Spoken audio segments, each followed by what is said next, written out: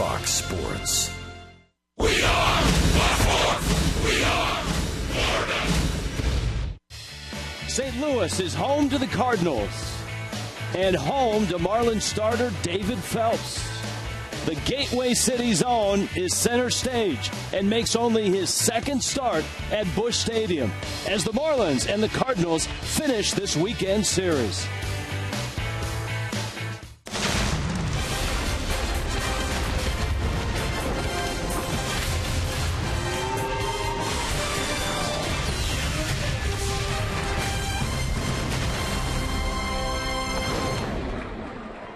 St. Louis is warm. The Cardinals are hot.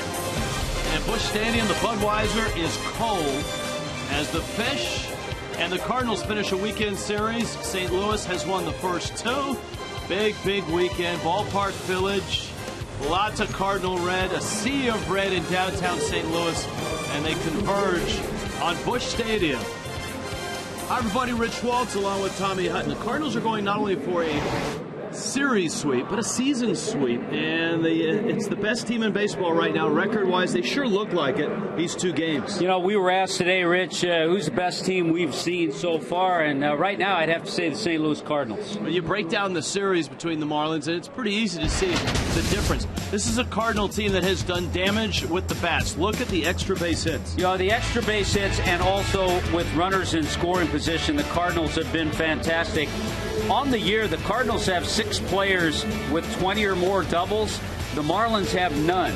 So even though they might not lead the league in home runs, they kind of space them out with different guys that have double figures. They also hit a lot of doubles, and that's why they win games. You saw the Cardinals' run totals. That run total would be a lot higher were it not for the exploits of Adeiny Hechavarria and D. Gordon. The middle infield for Miami's had a great series. We have been treated all year, but even in particular this series, with plays from Adeiny Hechavarria and D. Gordon. They have showed off their range with Hechavarria going into shallow left and then going into the deepest part of shortstop and somehow getting that throw off to D. Gordon. Leaping ability, quickness. It's just been fun for us to watch, not only in this series, but all season from these two guys who should win a Gold Glove. Now, we focus on Hechavarria a lot, but Gordon is having a dynamite season at second base. DJ LeMahieu is the incumbent as far as Gold Gloves. But the season that Gordon's having, you got to think he's going to push him. Without question, Rich, D. Gordon, with all the range, still has made just 4 errors this year. Pitching. Let's focus on Carlos Martinez. This guy is a ground ball machine. He's 4th best in baseball at getting ground balls. He's hot right now as well. You know, you hear one thing about Martinez. Sometimes he throws a little too hard. When he backs off a little, he gets the movement and he gets the ground balls. He also has a really nice changeup. Good game he pitched against the Marlins in Miami. One of those runs, by the way, a Giancarlo Stanton home run. It was his 26th of the year. So it's Martinez for the Cardinals. David Phelps returns home. It's obviously a little bit emotional. He did pitch here last year as a Yankee for the first time. David Phelps went to high school, Hazelwood High School in Florissant, Missouri, about 30 minutes from here. He's closing in on a career high in innings pitched. He hasn't pitched for a week, so he's well rested and anxious to get this start here in his hometown. The Marlins would love to get a win before they head to Milwaukee. The Cardinals want to keep rolling in the top spot in the Central. Steve Cishek saw him last night in Cardinal red. We'll speak with them before the Marlins and the Cardinals finish the series.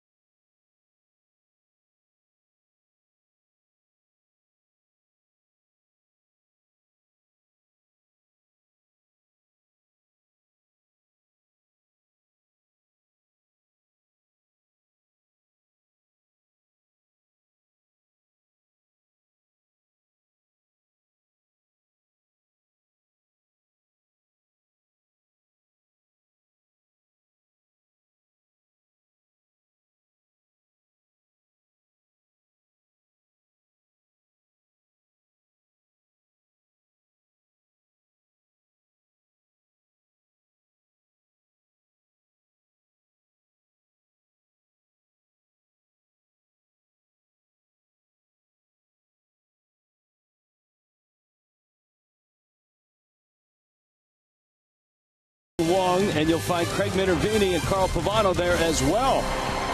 Absolutely. No Mary Kay Cadillacs, though, like last night here. And hi, everybody, again with Carl, Craig, Steve Cishek. Good to see a familiar face. And the Marlins, I'm certainly, except for this series, will be rooting for him to do well, because he's one of the probably most beloved Marlins you've ever had that wear a Miami or Florida Marlins uniform. And last night the Marlins got to see him in the 9th inning.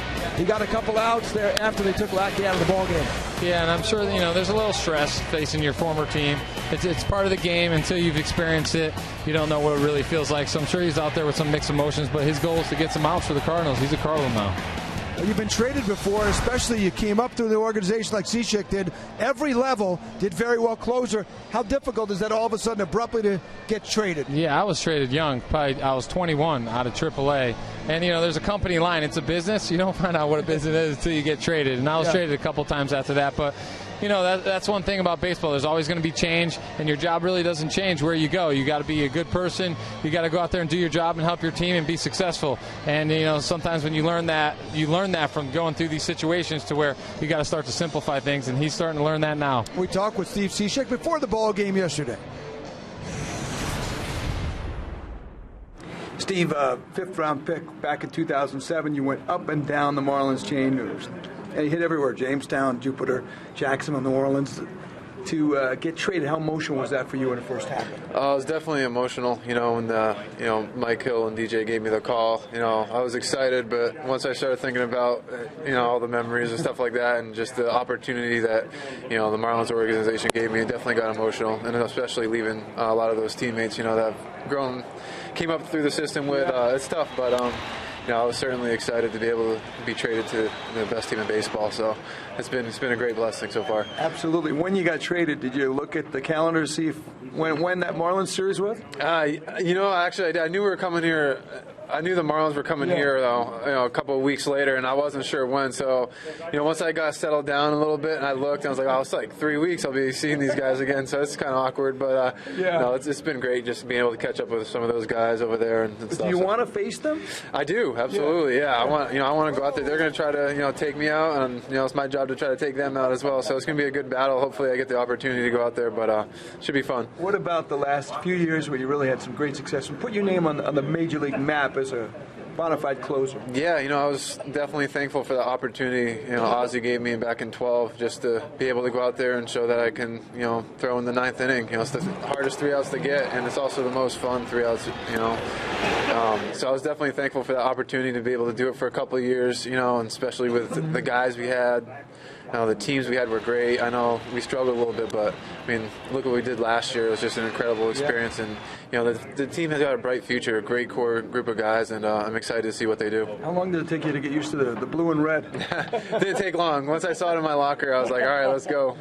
It's pretty cool. And you land in a great place, obviously. As you said, you went from the basement basically to first place, the best record in baseball, and you're right in the thick of things. Should be in the playoffs. Who knows? Maybe even a World Series. Yeah, it's definitely exciting. Every game's been pretty close too. So it's when you're playing in a stadium packed, with fans like this, they keep you at the edge of your seat, and I know they're at the edge of their seat when we're playing. Every game seems like a one-run game here. So it's been a lot of fun so far, and just to be able to be out there and experience this atmosphere. The other neat thing is going forward is that Jupiter is their home, and that's good for you because you live there. It's a double whammy for me. My wife was certainly excited about that. Just to be able to stay in the hometown in Jupiter, and I couldn't really ask for more. Everybody settle in okay? Everyone's settling great. They made the transition easy here. Everyone's so kind over here. Helping me find a place, a car to rent and everything like that. And the sooner I got a place to stay, the sooner the family got to visit. So I was certainly thankful for that. Best of luck. You're always one of our favorites, and thanks a lot. Good luck in the series. Thank you so much. Yeah. And Steve got a shot last night, 2/3 of an inning. He's done very well in 8 games with an ERA just over 1 as a St. Louis Cardinal. It'll be fun to watch him down the stretch and into the postseason. All right, we're getting set for baseball on an absolutely great baseball day. It's hot, and the Marlins ready for this very hot ball club in the Cardinals next as David Phelps takes on his hometown team as we wrap up the series in St. Louis on Fox Sports Florida.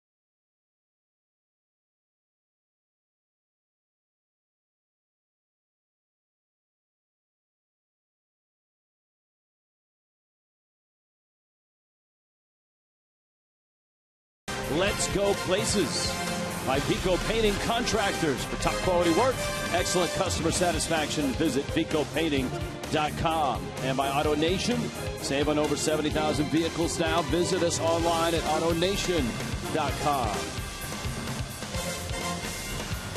Well over 40,000 for both games of this series, and they expect a big crowd in this one. Into Busch Stadium.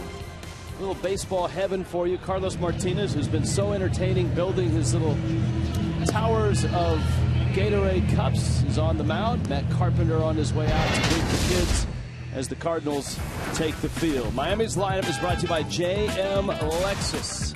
D. Gordon at second. Miguel Rojas gives Martin Prado a day off. Derek Dietrich in left.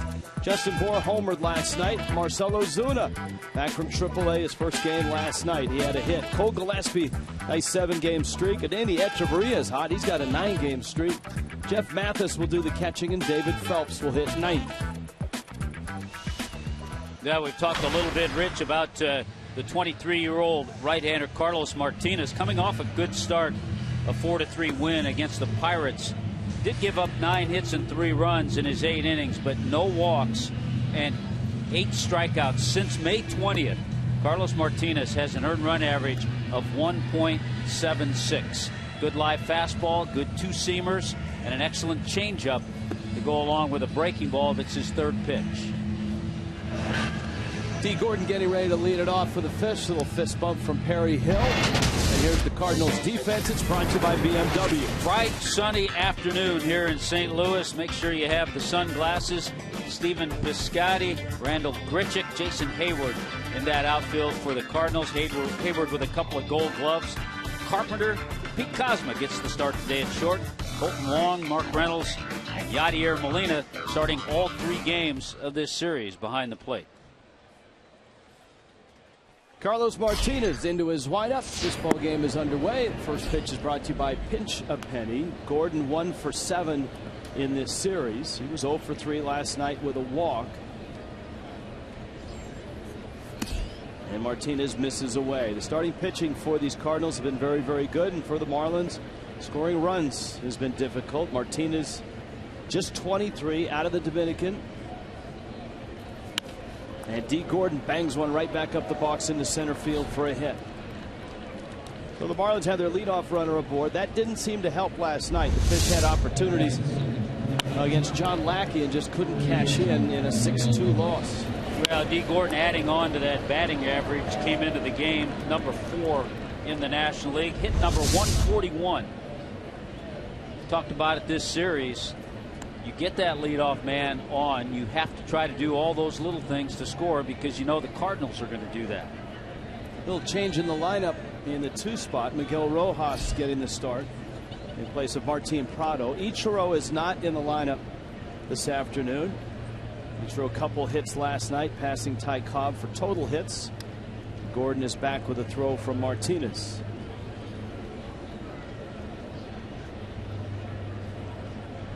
So Rojas, who's had a nice run, 286 in a reserve role, gets a start on a Sunday in St. Louis. Derek Dietrich, and if the inning continues, Justin Bohr in the cleanup spot. Gordon bluffs, fastballs in. Martinez rushing through his delivery, and it's 1-0. Well, a lot of that's because D. Gordon's at first. The other thing you have to consider, you have one of the best behind the plate in Yadier Molina.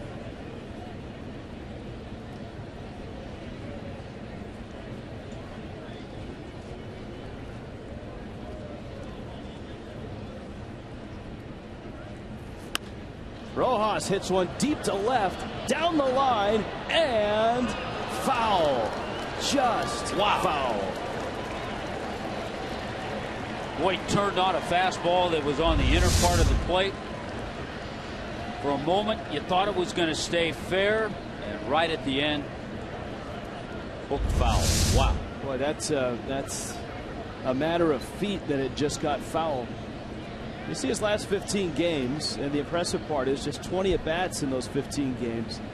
So a lot of those hits are pinch hits, at-bats where he comes in a defensive spot late in the ball game and gets a hit. 1-1 pitch.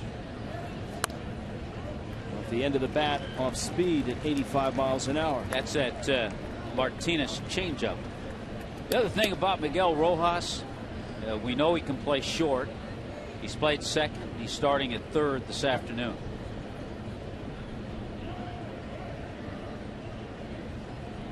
Cardinals have won the last 3 starts for Martinez. He beat Pittsburgh his last time out. 8 innings, 3 runs. That's close. Really close.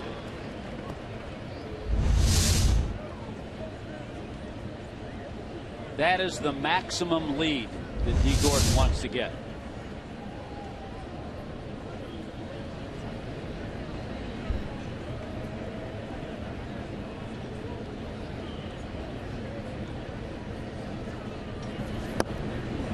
Fastball up.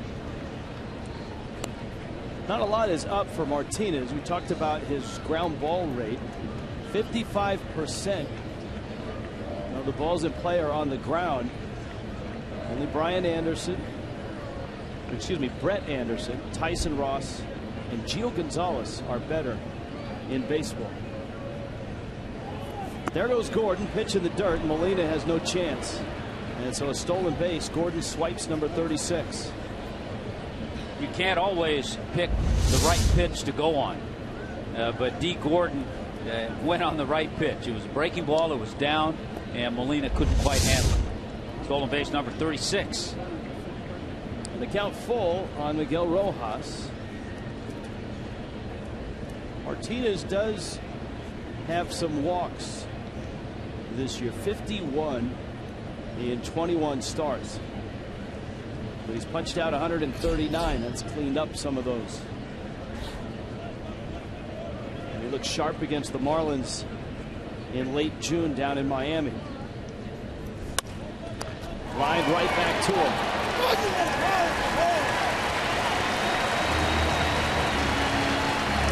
Boy, I give Miguel Rojas credit. Even with 2 strikes, his approach, he got a pitch, break ball out away. He was trying to hit it to the other side to move D. Gordon. He hit it hard. Unfortunately, it was picked by Martinez.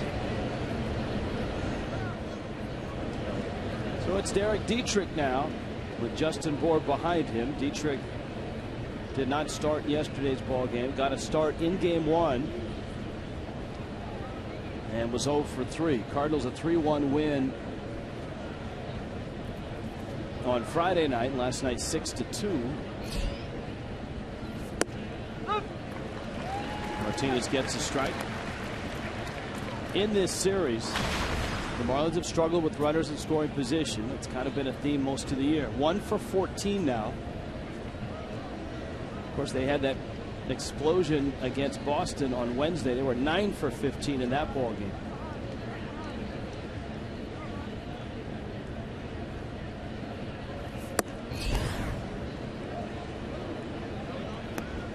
Here are the Marlins in that category for the entire season.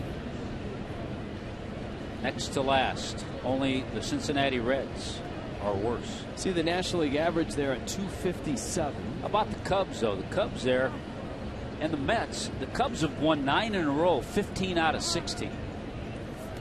And the Mets are in first place by 4.5 games. Which tells you that number is not the be-all, end-all in terms of winning. You always have to go for the combo platter when you look at a 162-game schedule. I think the double whammy for Miami is the fact that they don't hit the ball out of the ballpark. So you're not getting a solo homer or a 2-run shot with a guy at first that possibly the Mets and obviously the Cubs are getting.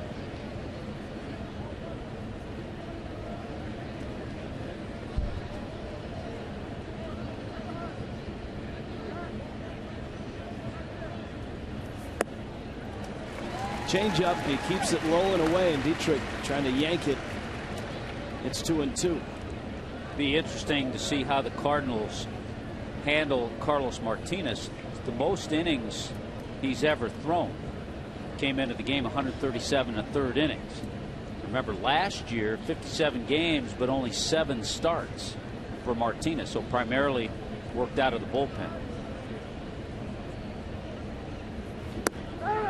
He got him. Came back, caught the corner, gets the strikeout. Down goes Dietrich.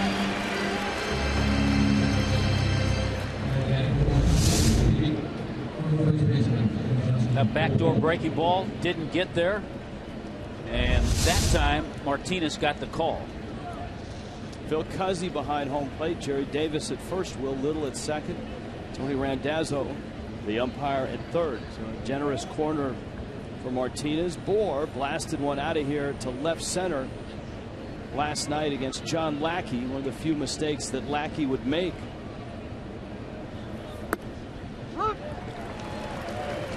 They don't have a big shift on, especially with the runner at second. But Colton Wong is 10 or 12 steps into right field as the second baseman.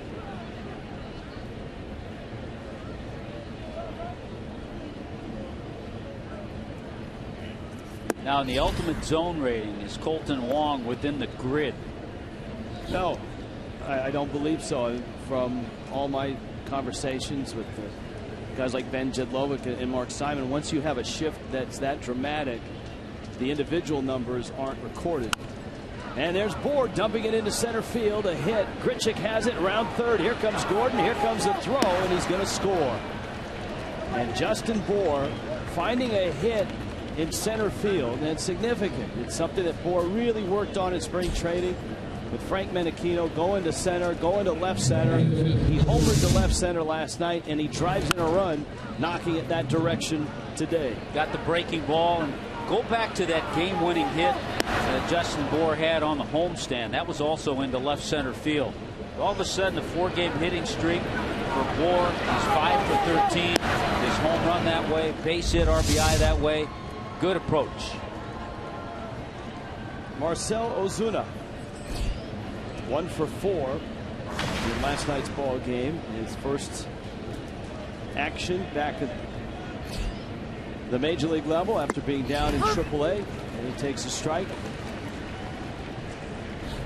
First pitch he saw, he lined it to right and almost looked like he had been waiting on that pitch for a while. He was 1 for his last 36 when he was sent down.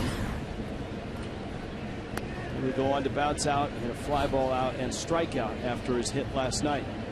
I think this is what the Marlins have to determine in Marcell Ozuna. Busted bat to short, and Cosma sweeps it on over to second. We'll continue that discussion as the game goes on. 1-0 Miami.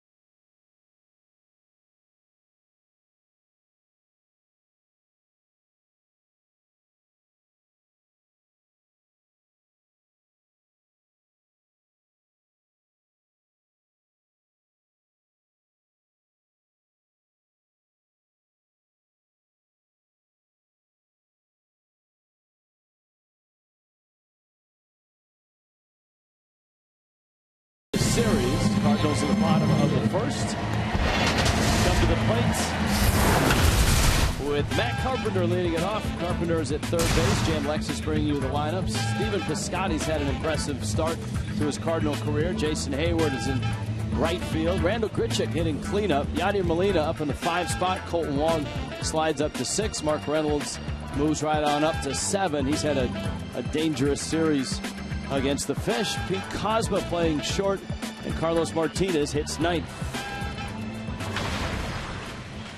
David Phelps. Well, it's a nice return home for David Phelps. Parents here, a lot of family here, friends. You see the 109 2/3 innings. Most innings he's ever thrown last year with the Yankees, 113. So he's closing in on that. Matt Carpenter, and then Stephen Piscotty and Jason Hayward.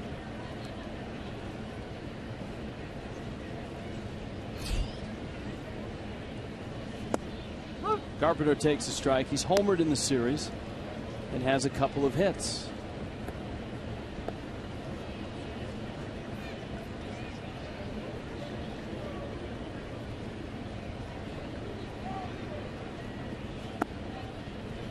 I guess one of the questions for a guy like Phelps or even Martinez, who has spent so much time in the bullpen, are bullpen innings equal to starters innings? That's a good point. I mean, there are some relievers who will make, say, 50 appearances and throw 65 innings. But for every appearance, they have to get up and get heated up. There are some times where they have to get heated up more than once in a day. And yet their inning totals are low. Or there's a guy like Randy Choate who's made 55 appearances and thrown 23 innings. Well, I think Choate's the outlier on that. There's a strike on the outside corner. David Phelps comes right out of the gate and strikes out Matt Carpenter. Great pitch. Perfect spot. Perfect spot. Take a look at the defense behind David Phelps. And it has been tremendous up the middle. Dietrich, Ozuna, and Gillespie the outfield. Echeverria, D. Gordon, they put on a clinic here in St. Louis.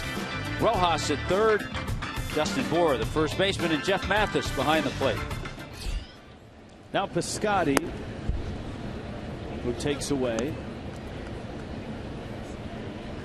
Stephen Piscotty, a young player getting an opportunity with the injuries. Matt Adams, Matt Holliday. Mark Reynolds has been manning first. Piscotty can play there as well. And Marlins have seen him in the outfield in this ball game and in this series. Yeah, the only other start David Phelps had against the Cardinals, his hometown team, was when he was a Yankee. And it was right here in this ballpark. This is Piscotty's first taste of the major leagues. He was in Memphis last year. He's not a big power guy. Had 9 homers last year and 500 at bats. But he does hit a lot of doubles, and he already has 9 doubles this year.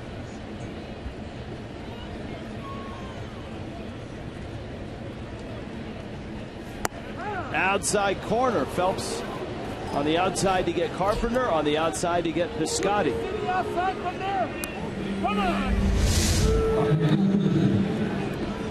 Home plate umpire Phil Cuzzy. You know what? He called a pitch on Dietrich, so it's going both ways. So a little barking from that Cardinal dugout. And Cuzzy's answer was, can you see outside from there? I like it when the umpires have the good comebacks. I believe they teach that in umpiring school. At the Harry Wendelstedt School of Umpire. Umpire comebacks. Spend a whole week on that. Jason Hayward, 1 for 8 in the series. And Hayward takes a strike. Phelps getting I don't want to say a sabbatical, but skipping a spot in the rotation, a start, giving himself an extra 5-6 days between starts. There's a lot of talk in baseball that teams should do that with a lot of starters when you get into late July into August. Just give a guy an extra week.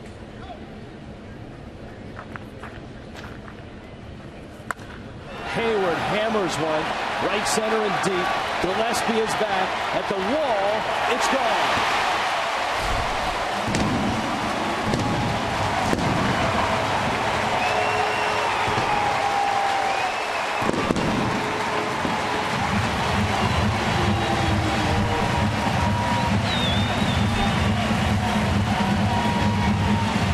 That's amazing, the depth of this lineup. We talked about 6 players with 20 or more doubles. They now have 7 players, double figures in home runs, with Hayward hitting number 10 right there.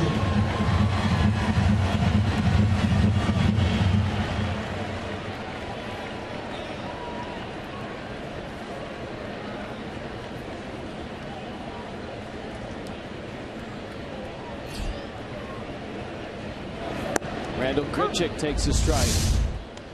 Saw some good pitches on the corner. Wow, this one center cut.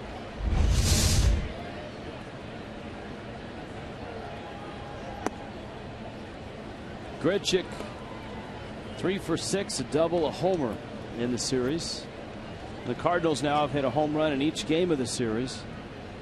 Yesterday they hit 2. Grichuk homered. And of course the big one was Mark Reynolds, the 3-run homer against Brad Hand in the 6th. Game 1 it was Matt Carpenter with an insurance run late. That was in the 8th inning in the 3-1 win. Yeah, David Phelps today makes his 110th appearance in the major leagues, his 59th start. So he's been a really good swing guy over his 3 or 4 year career. Making his 19th start. That's a career high, making that today. You know, there were times in the Yankee rotation where he pitched well enough to stay in the rotation, but there were guys coming off the disabled list, starters, bigger names, and Phelps was bounced back to the bullpen.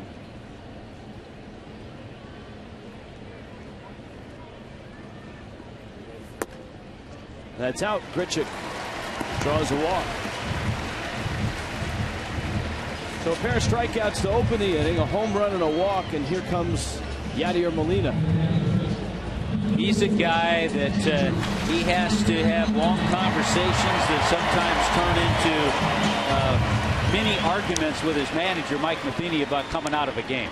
Yadier Molina likes to play. And we talked about it over the 2-game series here so far. 11 straight years he has started 100 games or more.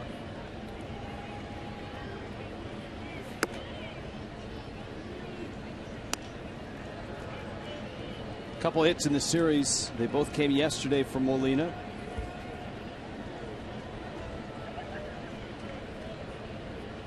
It's funny, yesterday we were talking about the new inductees into the Cardinal Hall of Fame.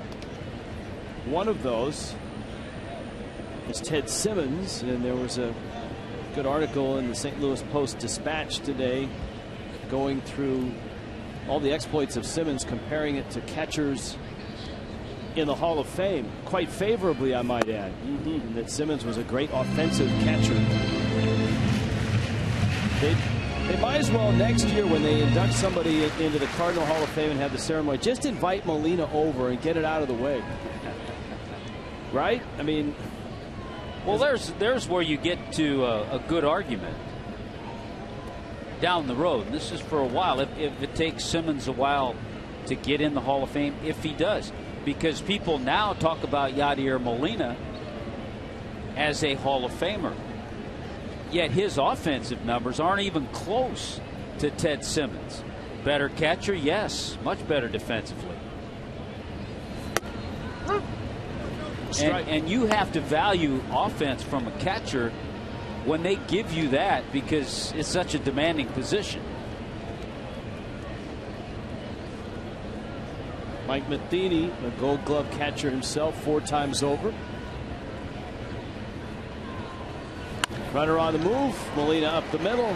Echeverria gets the out. And the inning is over. But the Cardinals draw even on Jason Hayward's 10th of the season.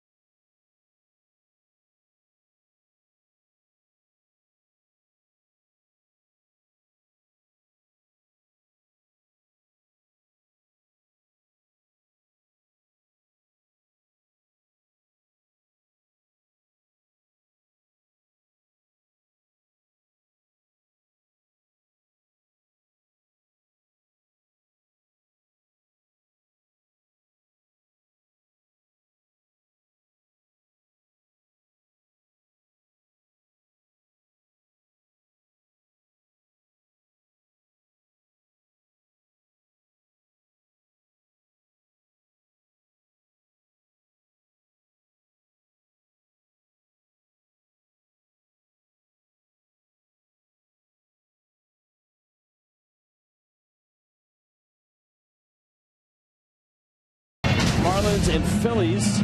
7:10 start on Thursday, August 20th. So the Fish are back home. Seniors 55 and older get free tickets on Senior Free Ticket Thursdays. Presented by Wellmax Medical Centers. Visit your local South Florida Subway restaurant. Get a coupon for a $5 ticket. Marlins.com. Phillies for 4. Pirates for 4. D. Gordon, a single, a stolen base, and a run scored. He scored on a Justin Bour single. Jason Hayward homer tied it, and here's the second at 1-1. And Martinez delivers a strike to Cole Gillespie. Danny Echeverria and Jeff Mathis will follow. Been a nice ride for Gillespie, and it's continued here in this series. 3 hits in the series. His hit streak extended to 7 games.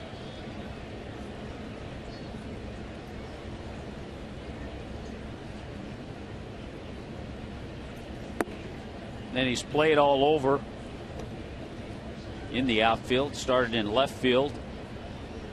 He started all 3 outfield positions in this series. Fouls it back. Marlins really haven't had that outfield healthy and together much, especially in the last 2 months. Christian Yelich on the disabled list, retroactive back to the 10th. Dan Jennings is hopeful that the knee responds and that he's ready to go a week from tomorrow, in which he's eligible to come off the DL. And of course, the Fish are still hoping and waiting that Giancarlo Stanton's rehab with that hand goes well and that he's able to get back and get into this lineup as soon as possible.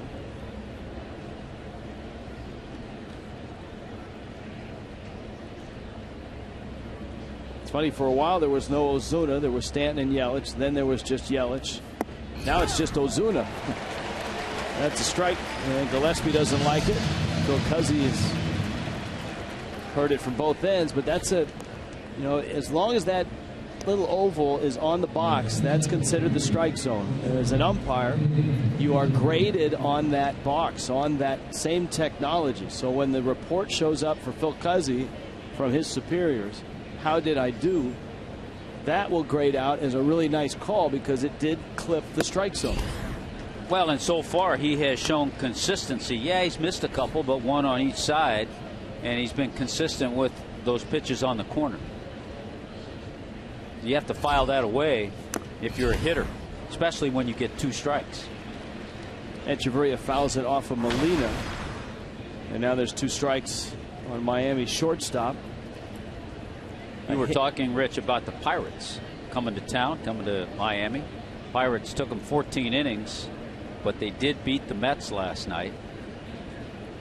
But on the other side of that, San Francisco beat Washington 12-6. Yeah, the Nationals are in a free fall right now, aren't they? I mean, the Mets have lost the last 2. Great opportunities for Washington to make up ground, and the Nationals have lost 5 in a row. I think the depth of bullpen, a big difference for the Pirates in both those extra inning wins against the Mets. 1-1, middle of the 5th right now. Into right, Hayward charges in and he makes the catch. I'll tell you who has really struggled ever since they left Miami and made that change with Papelbon and Storen. Drew Storen has given up a ton of runs ever since they made that change. So I don't know if mentally it affected him, physically if he's not throwing the same. Good points all. It seems like everyone at the top of the Central is hot. These Cardinals, the Pirates, and the Cubs, who have won 9 in a row. Mathis knocks one to right. That's in there for a hit. So a 2-out single for Jeff Mathis, and it turns the lineup over. It brings Phelps to the plate. Good job by Jeff Mathis making his 20th start today. Stayed on top of that ball. Hayward stepped back a few steps after Echeverria, so that ball dropped in front of him for and a base balk. hit. Carlos Martinez balks Yadier Molina's out to calm him down. Martinez looking towards the umpires, wanting to know exactly what he did. I think we see him. He steps on the rubber. I think maybe he started on the rubber when he stepped back.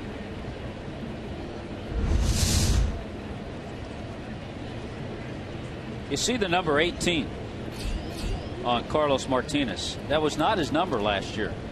He wore number 44. Number 18, the number of his good friend, the late Oscar Taveras, who was killed in a car accident in the offseason.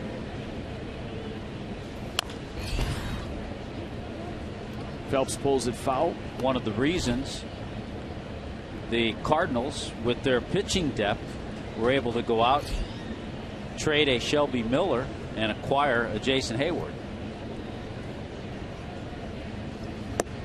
It's a good point. That was going to be Taveras' spot for a long time.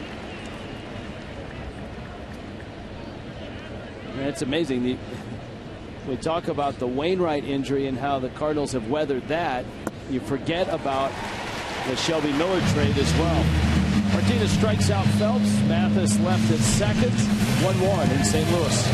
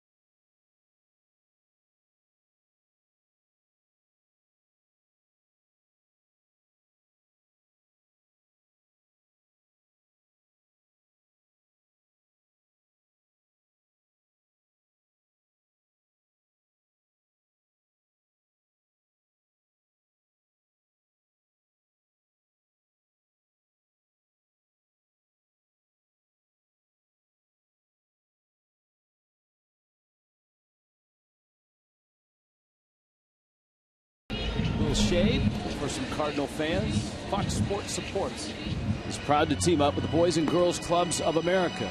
Boys and Girls Clubs help young people reach their full potential as productive, caring, and responsible citizens through programs that promote character, leadership, education, healthy lifestyles, and more. For more information, visit foxsportsupports.com. We were talking last inning about Marcell Ozuna when he was at bat, and I think where the Marlins are with Ozuna, they have to figure out one thing. Is he the player that had 85 RBIs and hit 23 home runs last year? Is he the player that has struggled with power numbers, 4 home runs, 26 RBIs? Is he that player? Is he somewhere in between?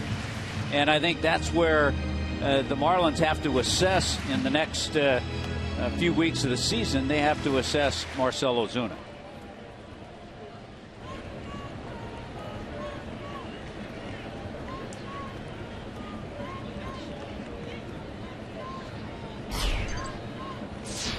Colton Wong, Mark Reynolds, Pete Kozma. And Wong takes outside.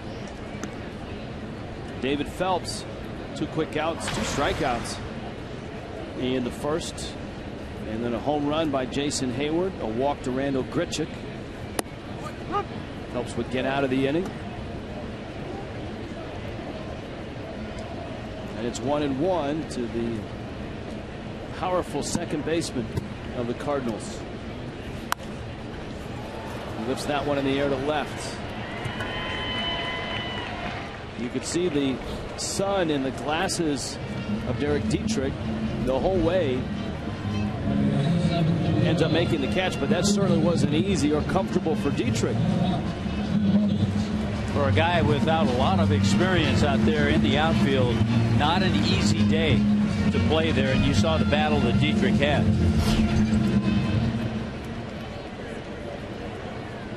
And that's a very different feeling for a guy like Dietrich, who's an infielder by trade. When he's battled the sun before, it's under a pop-up. This is an object that not only is up in the air, but it's moving at you or above you or below you, to the side of you.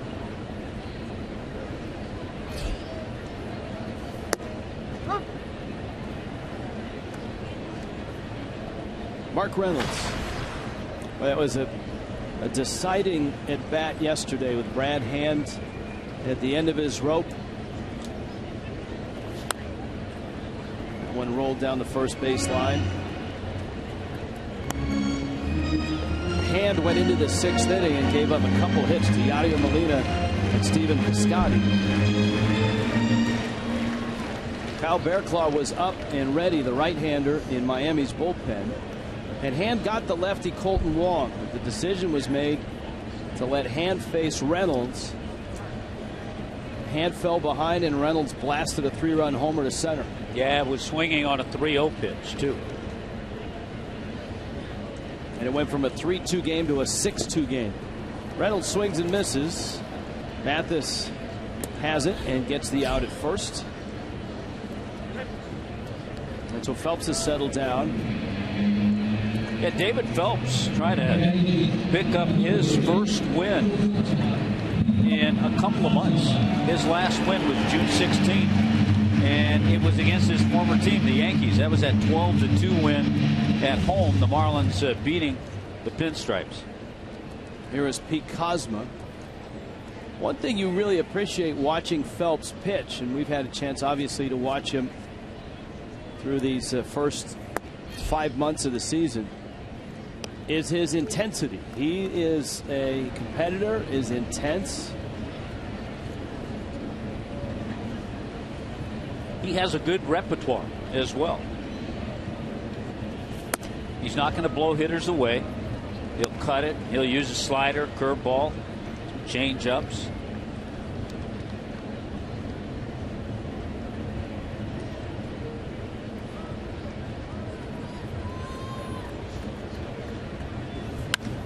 Kozma lines it into center field. That's a hit.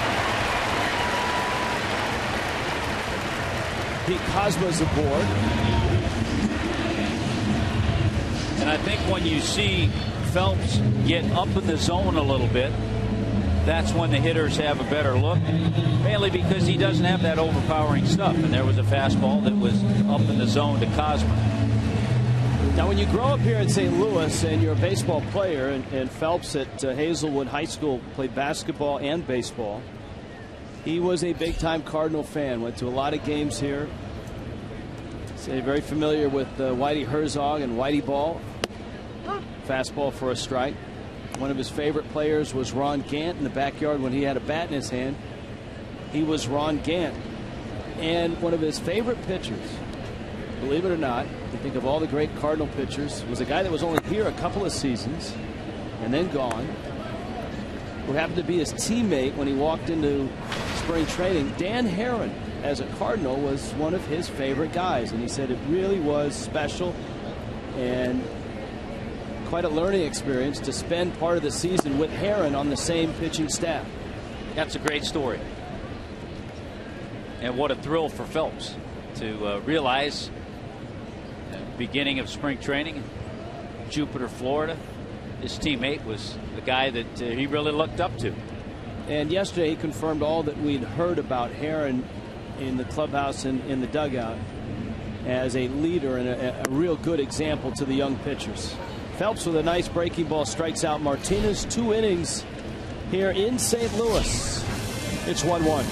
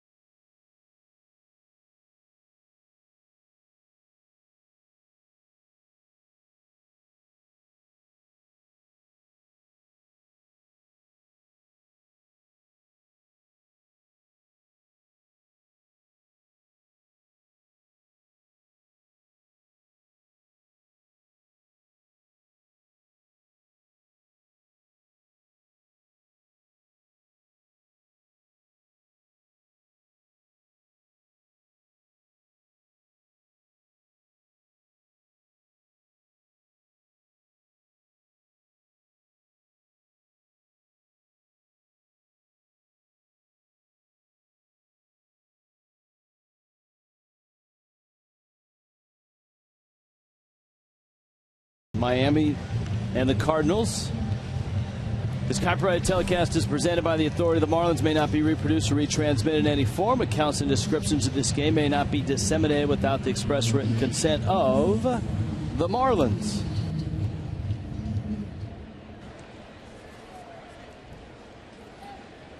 And here we go in the third. Crowds have been great.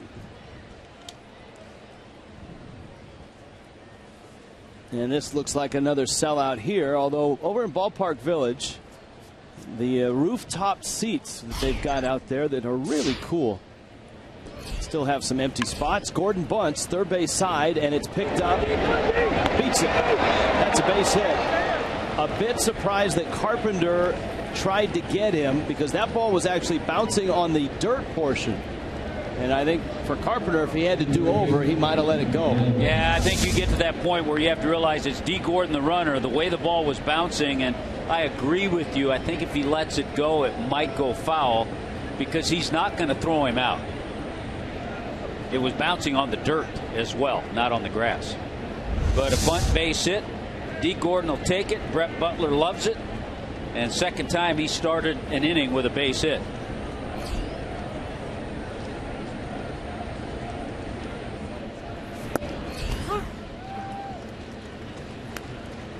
Miguel Rojas lined out to the pitcher back in the first. So D continues to lead the National League in hits, 142. Now he swiped a bag back in the first. He got a great jump and he picked a perfect pitch, a breaking ball in the dirt. Pitch out. Ball and a strike to Rojas. See Reynolds there? Reynolds is he's lucky he didn't get a quick throw from Martinez as he was trying to load up on sunflower seeds. It would have been entertaining to see him try to catch and tag Gordon with that handful of a bag of sunflower seeds that he was stuffing in his mouth. He's out. Marlins may replay it. Gordon isn't moving. Perry Hill motions to the dugout. And we'll take our first look and see if he is indeed out. It's Jerry Davis over there at first. He wasn't leaning. He didn't give the initial lean as if he were going. We talked about him getting that maximum lead, which he had first time there. I think he might be safe. Yeah, he looks safe. I think he had the hand on the bag when Reynolds got the tag up on the elbow. Hard to tell from that angle. Probably a better look here. See, the tag was up above the elbow, actually. Now let's see. Hand is on it.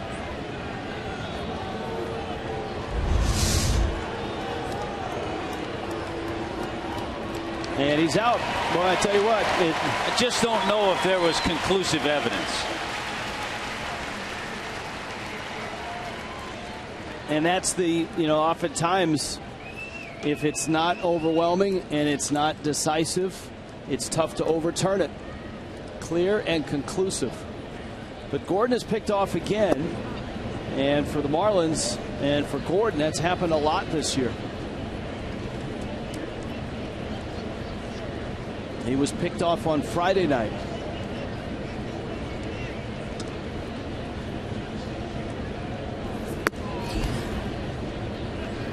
He's been picked off 5 times. That's the most in Major League Baseball. And I think if there's one area, as D. Gordon looks ahead at his career, when he looks the next year, that's an area that he needs to improve.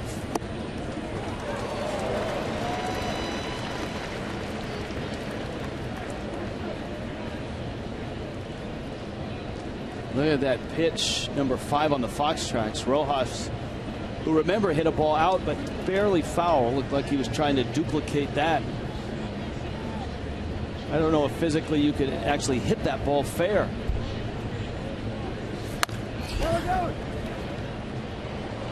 Long on the outfield grass.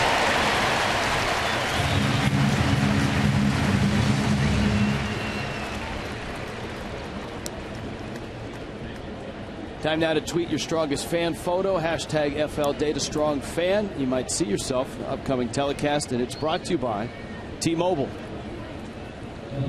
Here's Derek Dietrich. Dietrich, if you remember, called out on strikes in the first inning on a ball that was off the plate.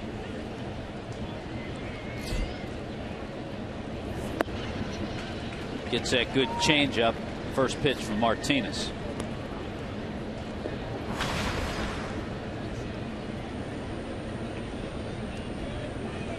A lot of storylines running through baseball on this Sunday. Dietrich pops that one foul and out of play. One of those is, how many runs will they score in Boston? Seattle and Boston are in the 5th inning, and Seattle has a 7-3 lead over the Red Sox. Yesterday, or last night, Boston beat Seattle 22-10. And there were 39 hits in that ball game. Dietrich sends this one into shallow left. Cosma is on the scene, and he makes the catch. Carlos Martinez helping himself with the pickoff of D. Gordon.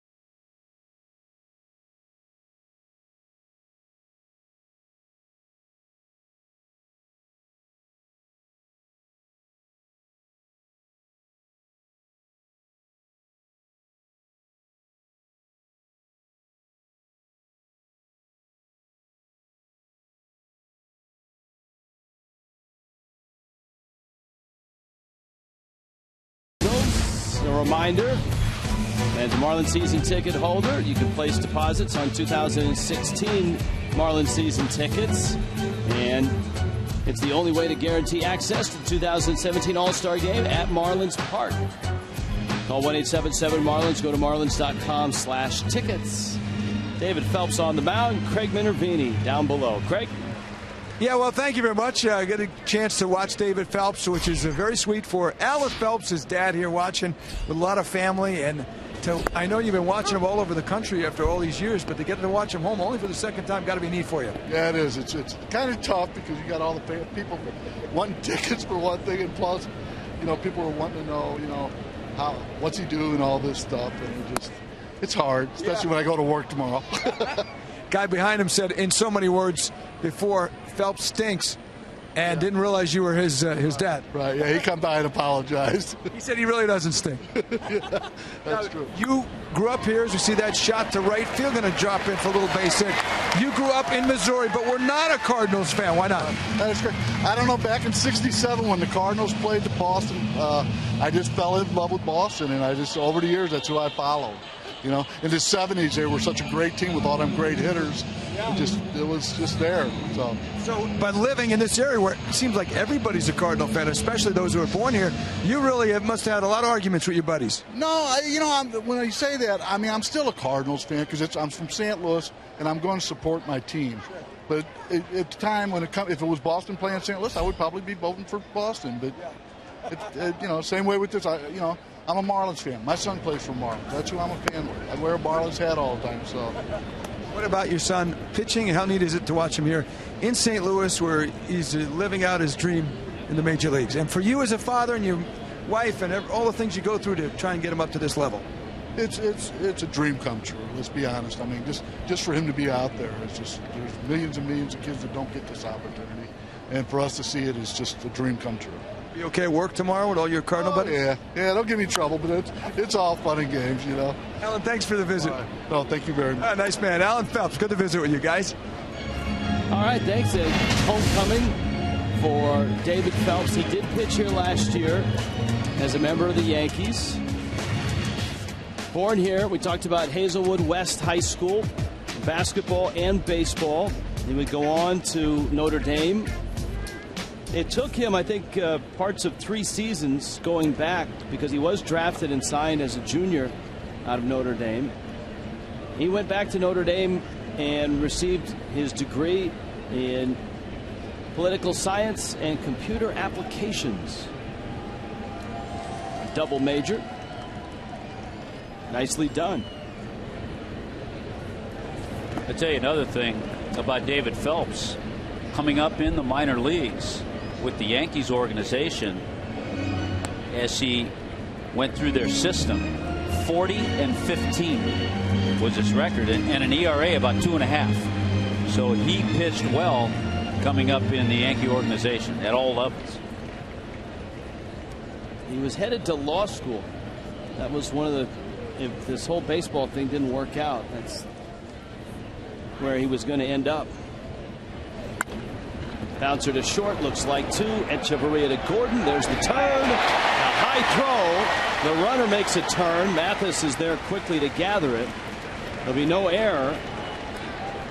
Good slide by Carpenter, and I think Carpenter may have gotten a piece of Gordon, or at least made that turn a little more difficult than it appeared. Yeah, we're so used to seeing Echeverria and D. Gordon do this all the time. And here comes the slide.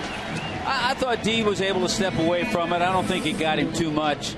Carpenter plays hard, but it may have been in the back of D's mind. Didn't get the arm up high enough, and the throw sailed on him. But you're right, no error, but he'll tell you he has to turn that double play. Just thinking about it, by the way, you were talking about Phelps's major at Notre Dame, and he was facing Piscotty at the time. To right, Hayward again, Gillespie, it's gone.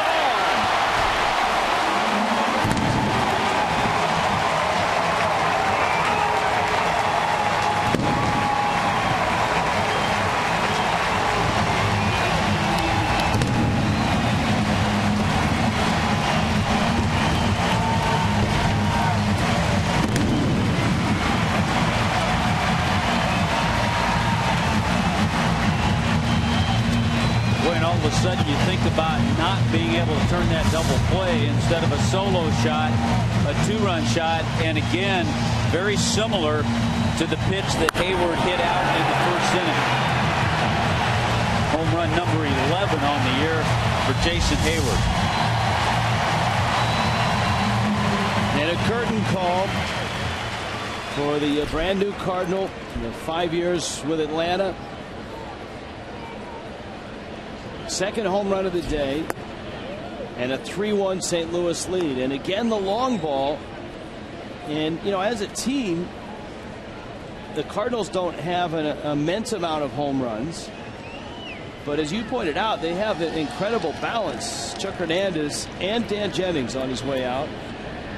And that's not a good sign. Mike Kozak, one of the Marlins trainers, is with them.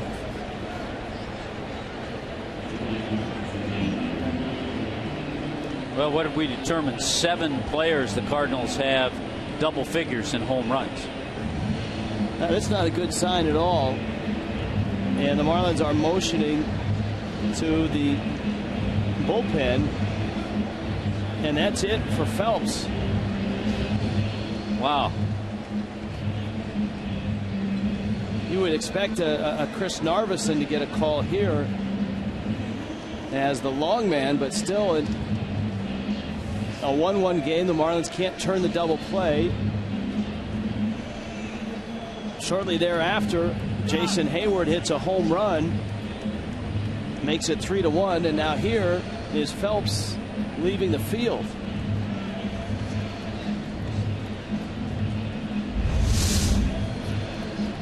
It's the last pitch he threw.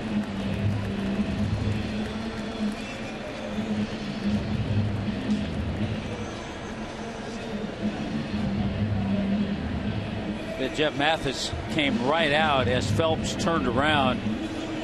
Really no indication as to what it could be, but you could see by the reaction of Phelps, and you could tell that Jeff Mathis knew exactly as well. Well, a lot of times Mathis sees what we were unable to see on both those replays, and that's the facial expression of a pitcher. If he's grimacing, you can tell if somebody's in pain. And Mathis obviously noticed right away. And so this is going to be a long warm-up session for Narveson.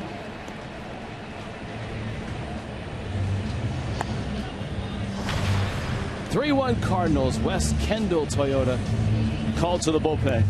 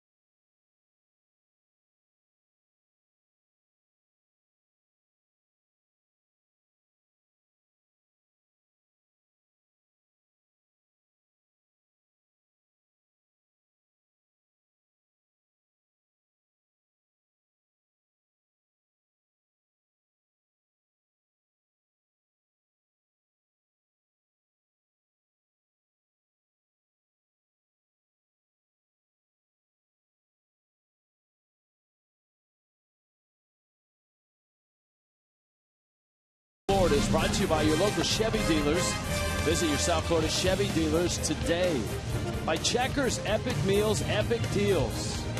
And by Publix, where shopping is a pleasure. Visit us at Publix.com. In St. Louis, the Cardinals have a pair of home runs from former Brave Jason Hayward, and lead it by a score of 3-1. Nice moment yesterday. Ichiro here in St. Louis. Hasn't played a lot of games here. Drills one to right. That passed Ty Cobb on the all-time hits if you combine Ichiro's 9 seasons in Japan and his 15 seasons here in Major League Baseball. And the crowd here in St. Louis had a really long and warm ovation for him. I think that surprised Ichiro. The bat came off, the ball came off. Ichiro at 4,193. He was asked afterwards if he felt that his hits in Japan and here added up to the same mark as Ty Cobb. And as we've noted, Ichiro is not a real boastful guy. He's not someone that says, hey, I'm tied with Ty Cobb. He said, look, people are going to make what they want out of it. You can decide for whatever reason, and there's not much he can do about that. But he did say as well that he's visited the Hall of Fame, as we've talked about, probably 5 or 6 times. He's gone down into the archives and gone and handled a lot of the artifacts that you can do. You have to wear the special gloves to do it. And he has seen some of the Ty Cobb stuff, but he said the next time he goes to the Hall of Fame, he wants to look a little deeper into Ty Cobb. And you were there when he had set that single season mark and broke the record of George Sisler. Yeah, he mentioned George Sisler, and he said, you know, I don't know a whole lot about St. Louis, but I know that this is George Sisler's home, and I visited with his family. He broke that record as a Seattle Mariner, 262 hits in a season. That record stood for a long, long time. And so St. Louis holds some significance to Ichiro in his career. That was in 2004. Sisler's record was 257. He set it in 1920. Randall Grichuk, first pitch from Narveson, center field deep. Ozuna back at the wall. Got it. 400 feet from home plate. And there are 2 outs. Another look at that last pitch that David Phelps threw. This is a different angle. And that's, I think, what Jeff Mathis saw. The grimace and then the face down. I think the other thing that made it comfortable for Ichiro last night was facing John Lackey, a guy who he has more at-bats against than any pitcher in baseball. There's an interesting column on FoxSports.com, the baseball site. CJ Nitkowski, just a bit outside, about Ichiro. Liner to center. Ozuna back. And he makes that catch on the track. So check it out. It kind of puts the record and asks some questions about what if Ichiro started his career here in the big leagues instead of Japan. 3-1 St. Louis.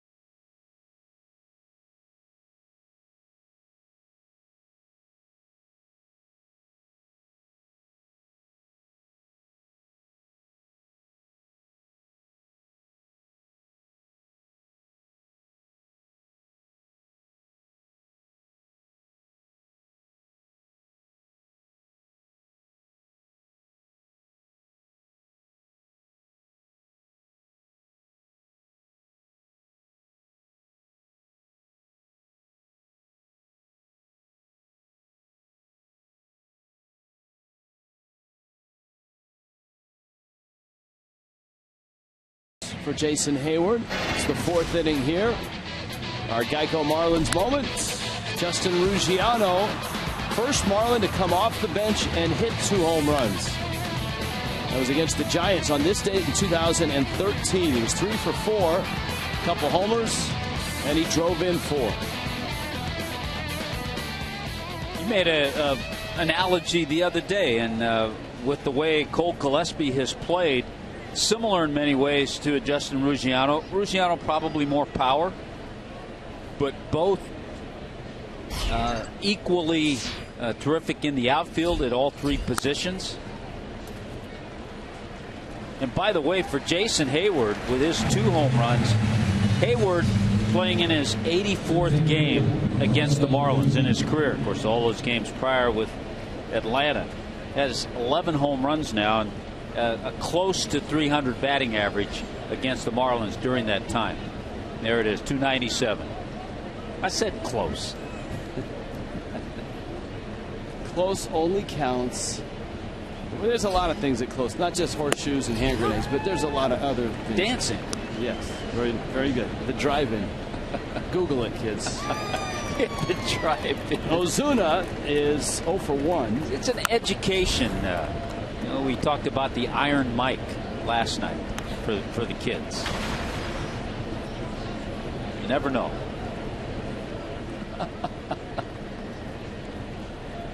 The Marlins down 3-1. Carlos Martinez, the breaking ball, and Ozuna swings through it and strikes out. The starting pitching that the Cardinals have had traditionally has always been good. This year and right now they're really putting their foot right to the pedal. The last 10 games the Cardinals have won 8 of them, and their starters are 7-1 with an ERA of 2. Derek Lilliquist, their pitching coach. A lot of credit goes toward Lilliquist. And we mentioned with Martinez, go back to the middle of May. He has an ERA of 1.76 coming into this game. So he's been on a roll. And I'll tell you another impressive number that stood out to me about Martinez. This year, he's 6-2 at home with an ERA of 2.86, and he's 6-2 on the road with an ERA of 2.35.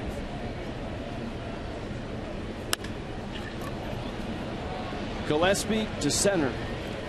Grichuk, 7 pitches. That's all it took. Carlos Martinez in the 4th.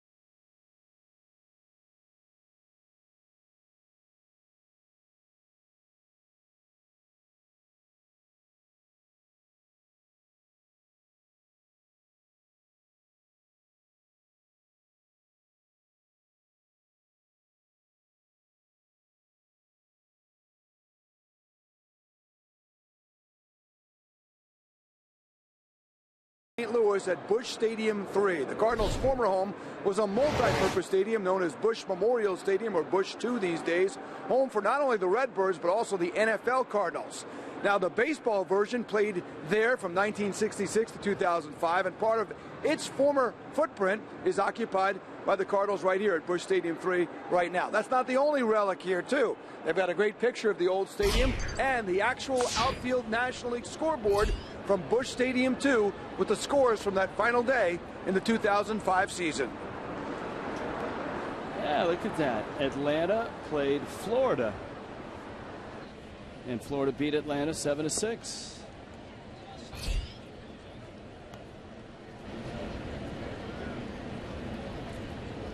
Ball and a strike to Colton Wong. Chris Narveson in relief of David Phelps. When we get a report from Miami's clubhouse on Phelps, we will pass it along. He came out after a pitch to Randall Grichuk that followed the second home run by Jason Hayward, who was driven in all 3 runs. The one thing you get when Chris Narveson comes in a game, you get a guy who's been there, done that. Had some years with Milwaukee where double figures in wins. He's been a starter. He's worked out of the bullpen. Changes speeds really well. Little comebacker for out number 1. So it's on to Milwaukee. 7:30 for Marlins Live. It's brought to you by your South Florida Honda dealers. I'm not sure if we're actually going inside a brewery, but that might not be a bad idea. Marlins still have yet to announce their starting pitcher. Matt Garza will go for the Fish, although it sounds like it's Justin Nicolino. So a Nicolino-Garza start tomorrow. Mark Reynolds takes a changeup down low. Adam Conley would follow. It would be on Tuesday. And remember, Wednesday is a day game. That game will not be on television.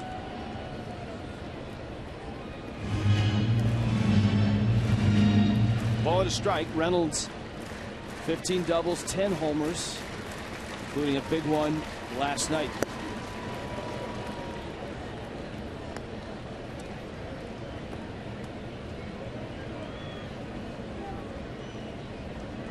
Reynolds, a guy that in his career has struck out and struck out a lot. He strikes out there. We apologize for the expletive. I think the great thing there, I think you could hear Chris Narveson grunt. Like he grunted as if he were throwing a fastball, and he threw Reynolds real off speed, and then Reynolds grunted a little bit too. It happens. There's Pete Kozma.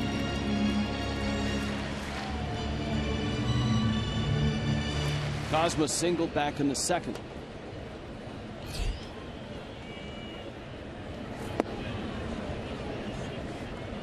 Johnny Peralta getting the day off.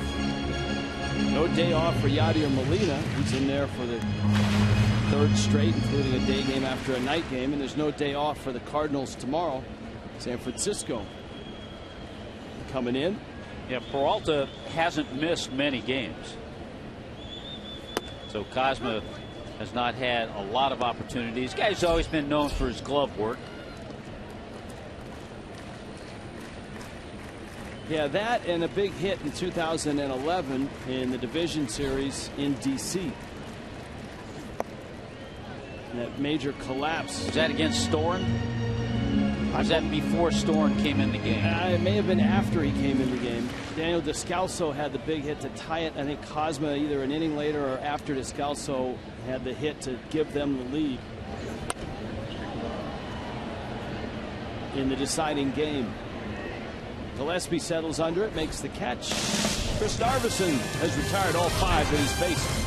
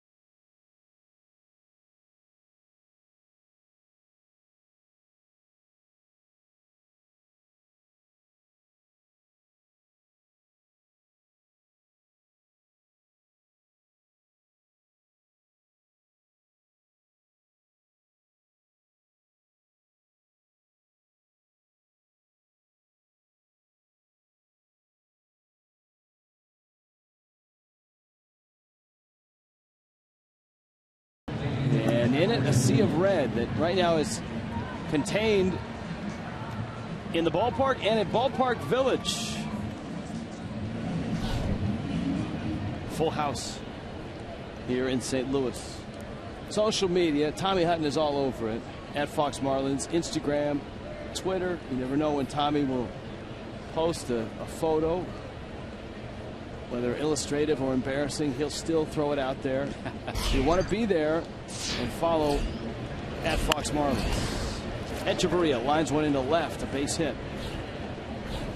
So the Marlins lead off the 5th with a single. They've had their leadoff runner aboard 3 times already. Mike Matheny, winning ways, 4th season.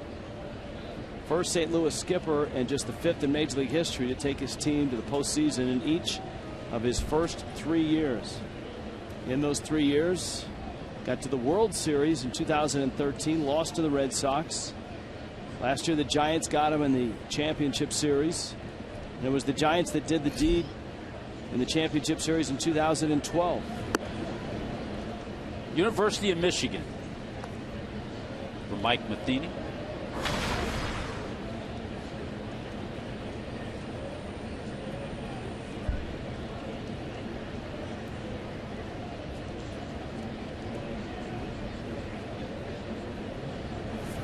Baseball is the only sport whose manager, or in the other sports, if you will, head coaches wear uniforms. They have their own number. They have caps. Some wear wristbands. Dusty Baker. You don't see it in any other sports. So there's no chance of the Jim Harbaugh khakis showing up, though those will be on the sidelines at Michigan games. That one goes right through the legs of Wong into center field. Speeding into third is a hustling Echeverria, and Miami gets a break. Mathis is bolt up the middle, ends up in center. Cardinal fans in shock. Double play ball, but it was hit sharply and underneath the glove of Colton Wong. For Wong, that's his 11th error of the year, and heads up base running. Echeverria going hard first because he's thinking about breaking up a double play. Then he sees the ball get under Wong, and he heads over to third. All right, how do you play this? The Marlins have had success on this first and third bunt situation. A little different with nobody out. So you have Narveson sacrificing just to get Mathis to second, and then you kind of play it by ear if you're Echeverria, the runner at third. Now, the Cardinals had an interesting twist to that. Did you see the third baseman Matt Carpenter break to third in an attempt to freeze Echeverria and keep him close to the bag before Narveson could put it down?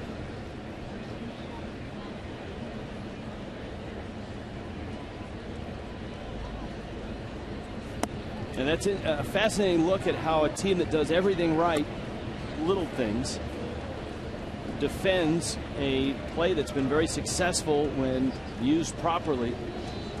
That first and third bunt. By the way, a former Cardinal pitcher has a no-hitter through 7 innings. Shelby Miller against Arizona. Narveson takes outside, and Martinez has fallen behind 3-0 now. 1 note on Shelby Miller in Atlanta pitching against the Diamondbacks. Through 7, no hitter, 4 walks, 10 strikeouts. He's thrown 102 pitches.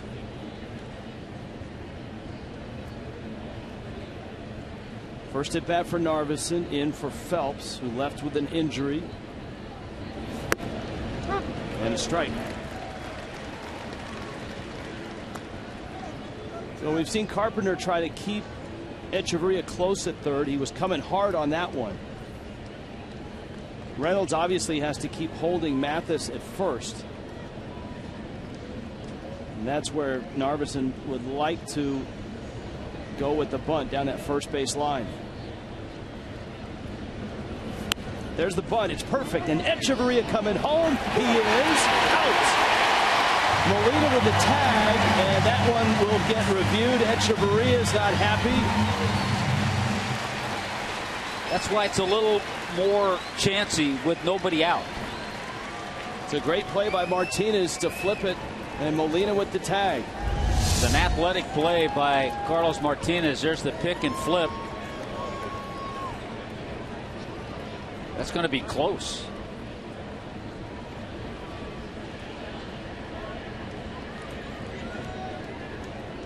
What was the tag on the backside of the leg of Echeverria?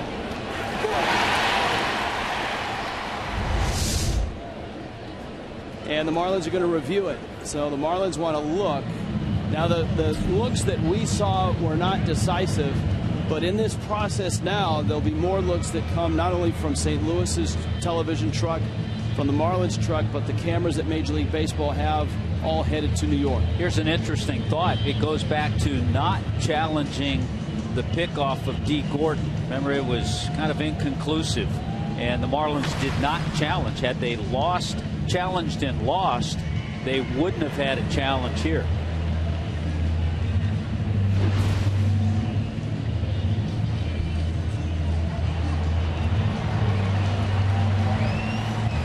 Looking at a slow motion replay up on the board, it looks like he was safe, but that's obviously a long ways away, and we'll try to get that look for you as well. Here's one view. See when the glove hits. I think he's in. Yeah, I think he's in. Great slide by Echeverria to get the foot and slide it across home plate, which you see a lot of guys go down in that feet first slide. The foot pops up, and it's their back foot that catches the plate. So good job by Echeverria on that slide. Now, is the video clear and concise? Is it decisive enough to overturn the out call? You have to weigh that with what you've seen in terms of the replays. And I think that's why this one is taking a little while.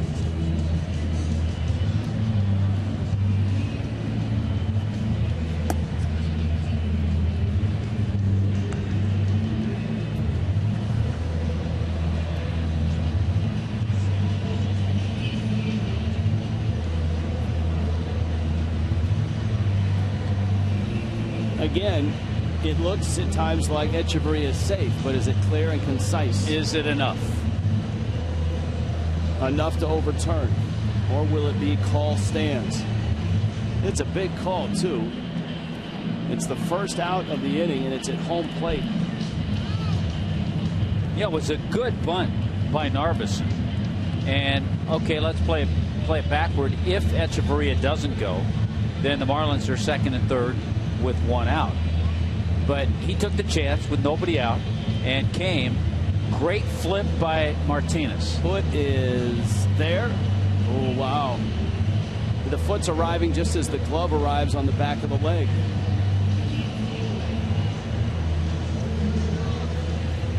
I'm not even sure the players that are standing around looking at the replay on the big scoreboard, I'm not even sure if they can tell. He's safe. All right. And the Marlins win it. Thought we saw that. They win the challenge. That's an enormous call. That shined in the replay room. Terrific work. See, the non-challenge of the pickoff of D. Gordon paid off, because I don't know if that would have worked out. So the Marlins had the challenge. They challenged it at this time, and it was overturned. So it's a 3-2 ball game. First and second. Here's Gordon now. And D. Gordon bangs one into center field. That's a base hit. Mathis around third. He'll hold there. Good arm in center with Grichuk. The throw is cut. The bags are loaded. Gordon has 3 hits. And just like that, the Marlins on a replay challenge, which took a while, that final look that we had was the best look. Marlins win that challenge and are within a run, bags loaded, and nobody out. It's going to be a sacrifice with an RBI, the fielder's choice from Narveson. Gordon a single. He's 3 for 3. Miguel Rojas is the hitter now. Boy, a great job by D. Gordon to step right up, got fastball, took it right back up the middle.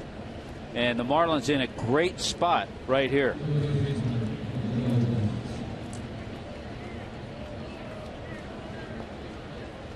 There is nobody out. The Cardinal infield up the middle is back for 2. Remember, Narveson is the runner at second. Gordon at first. Strike to Rojas, who's 0 for 2. And Gordon has to be careful that he doesn't run up the back of Narveson in a base hit situation.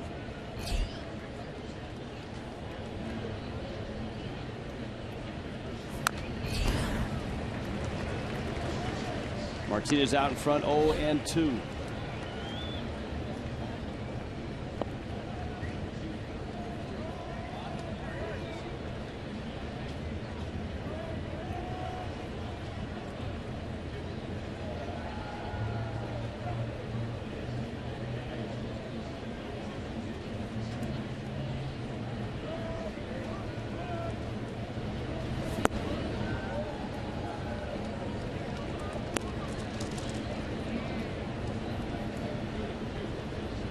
Think about this. The Mathis ground ball, it could have been a double play. That opens the door. The Marlins' inability to turn a double play opened the door for a 2-run homer by Hayward. That was in the 3rd.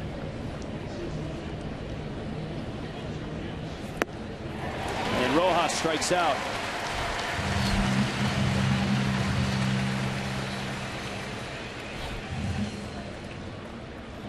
Martinez has an out. Dietrich, who's 0 for 2, coming up. This is where Dietrich just has to try to look for a pitch to drive. Worst case scenario, sacrifice fly, tie game.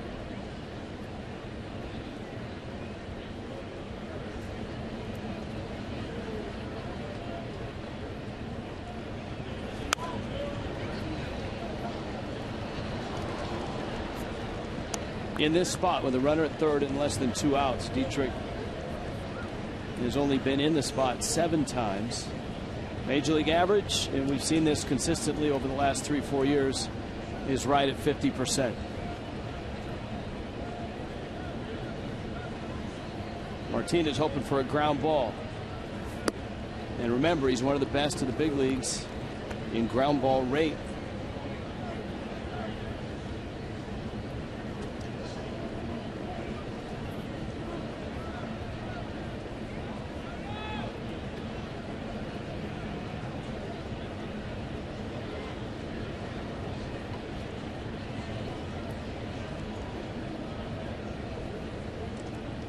Ball and strike.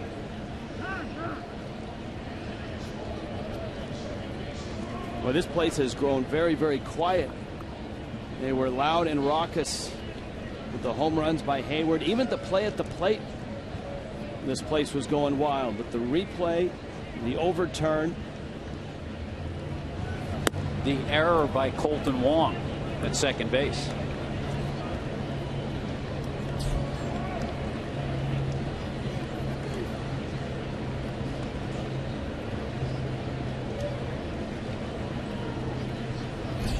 Two and 1 to Derek Dietrich.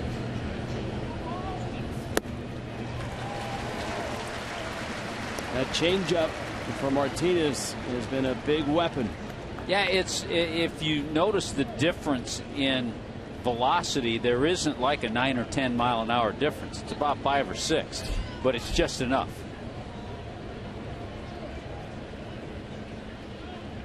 You know, right now Martinez is thinking strikeout.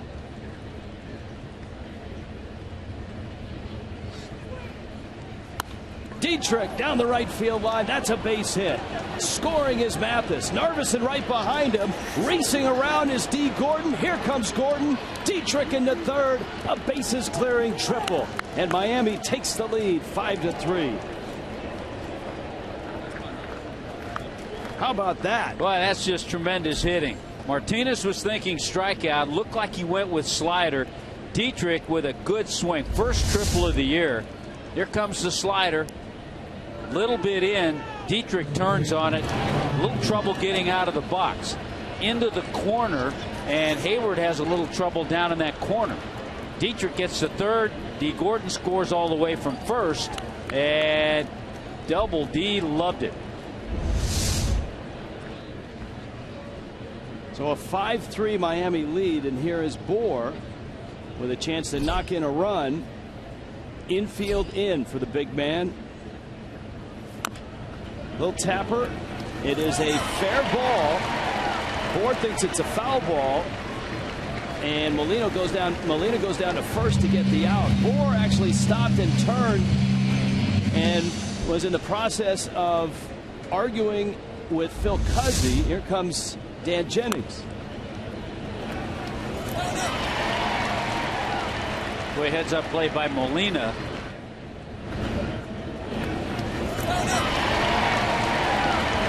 Phil Cuzzy, home plate umpire, making the call.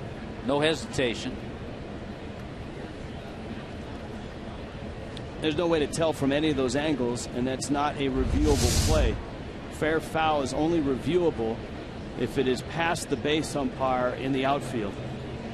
Anything in front of the first or third base umpire on the infield is not subject to replay.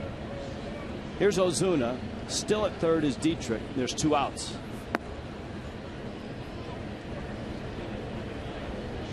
Now the news from the Marlins clubhouse on David Phelps, right elbow discomfort. He's listed as day-to-day.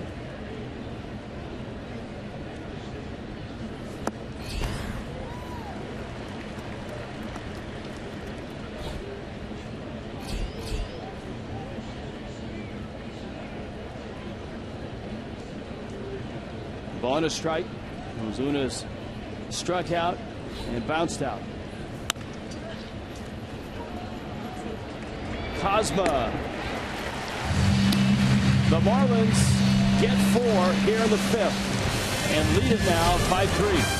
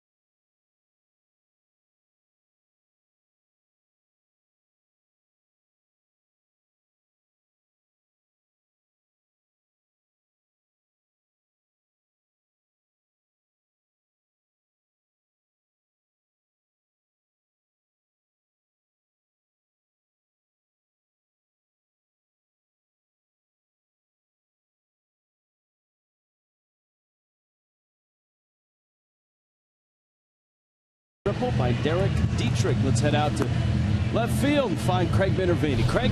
Always a fun spot here in St. Louis. The other stadium, or here at the new stadium, Big Mac Land. Mark McGwire hit a bunch of his home runs, but probably not too many as well known as number 70 that he hit off a familiar face. That was on September 27th, 1998. He hit a couple of homers on the final day of that season.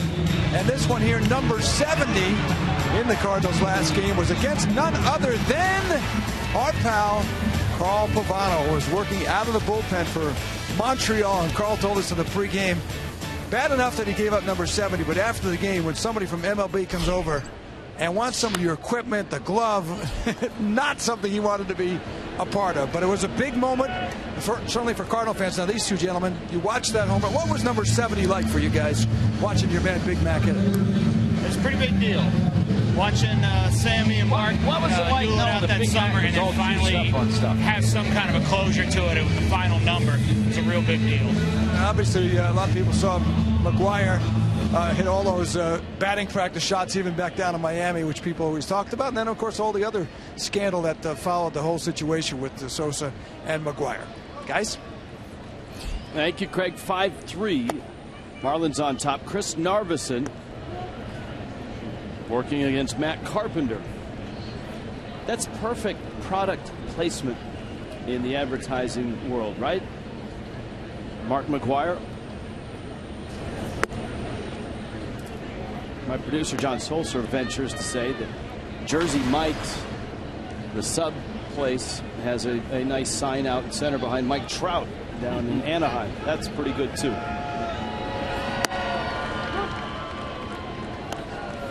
Chris Narveson has retired all 6 that he's faced. David Phelps went 2 1/3 and left with elbow discomfort. And the Cardinals pinch hitting Peter Borges for Martinez. So they'll go to their bullpen. Carpenter strikes out. What a great job Chris Narveson has done to this point. He's kind of settled things down. And by the way, doesn't Mike Trout do ads for Subway? They have Jersey Mike's and Subway. He has his pick. Well, Jersey Mike's doesn't pay him anything. Yeah.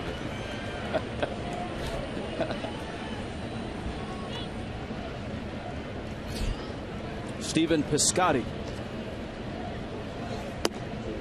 Pitch is out. Piscotty hit that bouncer to short that looked like a double play. D. Gordon airmailed the throw to first. It wasn't an error, but the Marlins didn't get the double play. Piscotty was safe, and he scored on the next pitch. Jason Hayward blasted his 2nd homer of the game. All 3 Cardinal runs coming on those homers. Center field and deep. Ozuna back at the wall, and he reaches and can't get it. And the first Major League home run for Stephen Piscotty makes it a 1-run game.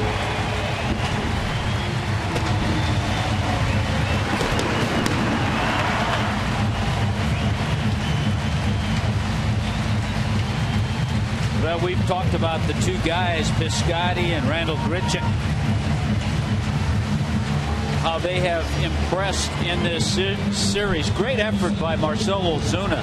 Well timed. I mean, to get back to the wall and then to climb the wall a little bit and reach. The ball was just out of his reach.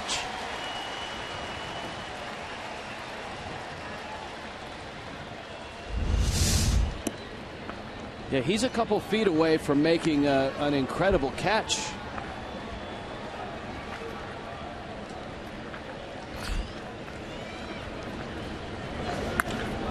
Hayward, liner, Ozuna leaps, and he makes the catch.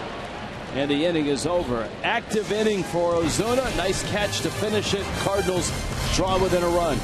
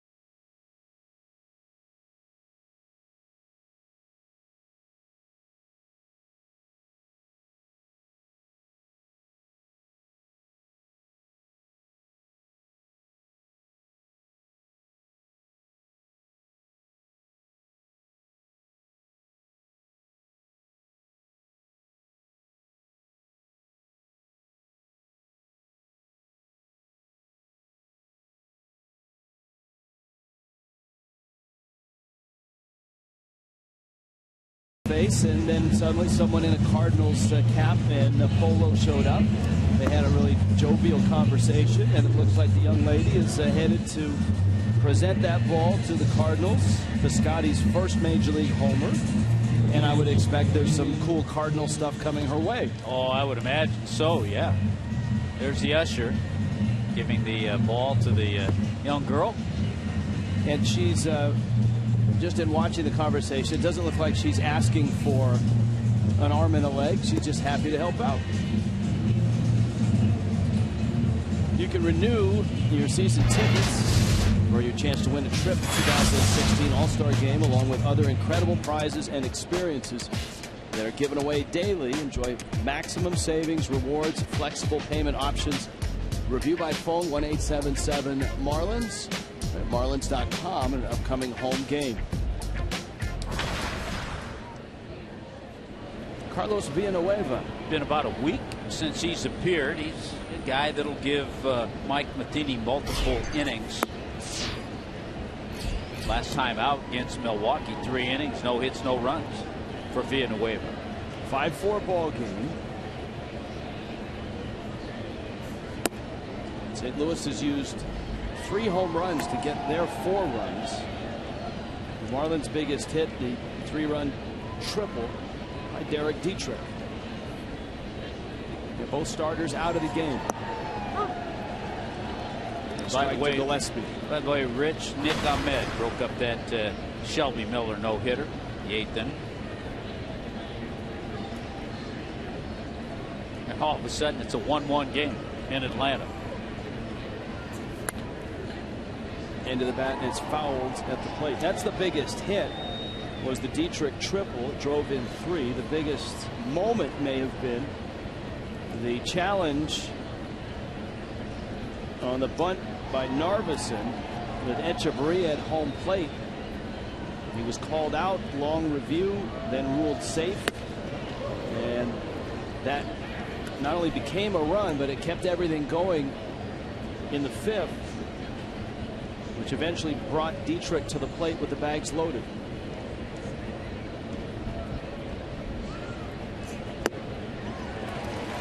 Gillespie strikes out.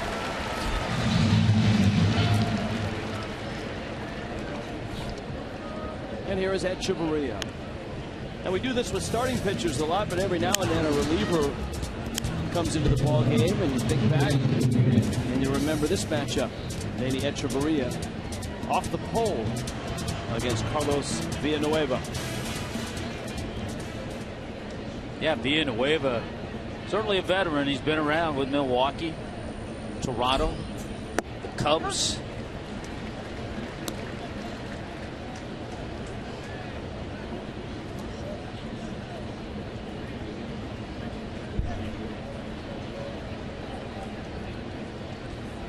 Etch is lined out and singled. Hits that ball well. Right center field. In the gap.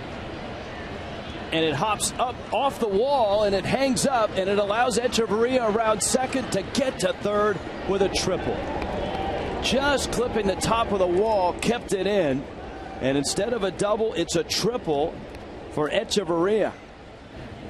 Boy, that's good timing, too, and you're exactly right. If it bounces out, it's a double. If it ricochets right back to Hayward, it's probably 2 bases, but it kind of comes up and then hugs the wall and goes a little bit to the right. Goes away from Jason Hayward, and that was enough to allow Echeverria to get to third base. So the Marlins get their 2nd triple in this game. And a big at-bat coming for Jeff Mathis, and the Cardinals now with a decision to make.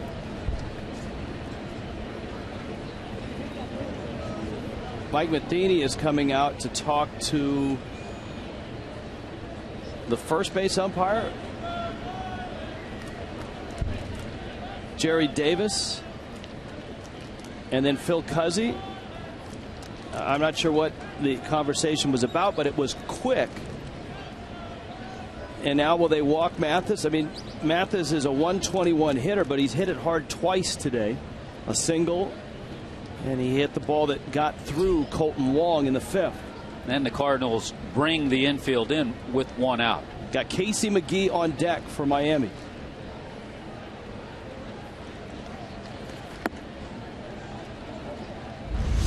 Was he thinking this ball may have bounced out and hit that little back fence?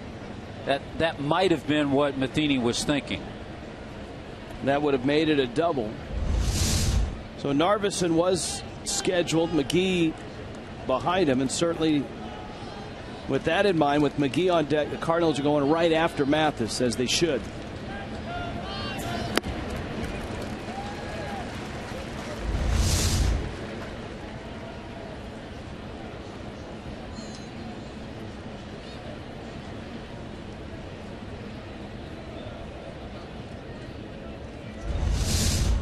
Ball and a strike. Echeverria, good speed at third. Mathis. Would you squeeze here with Mathis?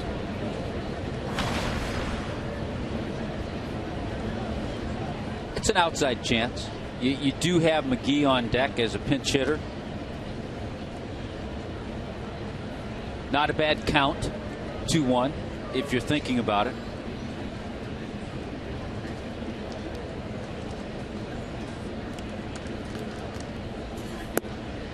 Pitch is out, and it's 3-1.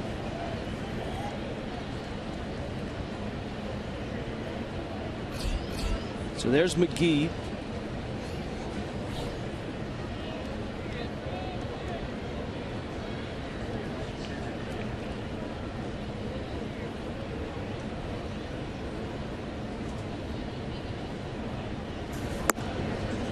And Mathis walks. It did not look like Villanueva was all that aggressive in going after Mathis. Did it? You know, he missed outside. He didn't come close. The infield, at least the middle infield, will move back. They'll play for a double play. The corner guys, Carpenter and Reynolds, you always have that choice. If you get a hard shot there, you can still try to go to second, turn two, or if it's not hard hit, you'll go for the run at the plate. And so here's McGee in a big spot at the corners with one out. Middle infield looking for a ground ball.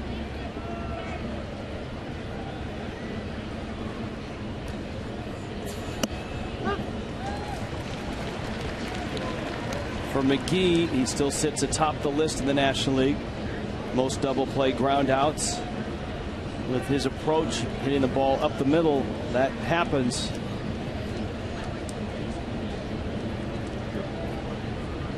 He only has 194 at bats as well. Pitch is out.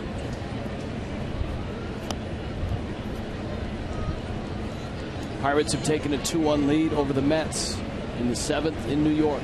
It's one of those situations. There are fans who are saying, well, where's Ichiro? There's nobody warming up in the Cardinal bullpen, but you want to save Ichiro for a little later in the game.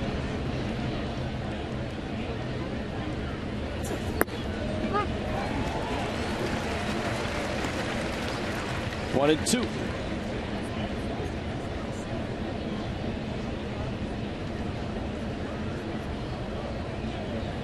There's Ichiro.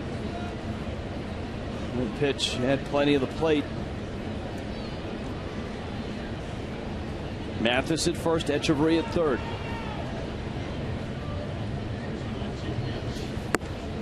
And a good take by McGee. Runs the count to 2-2. This part of the order has been really active. Echeverria's got 2 hits, triple, a single, scored a run. Mathis has been on base all 3 times, a hit and a walk. Narveson in the 9th spot had that dramatic bunt.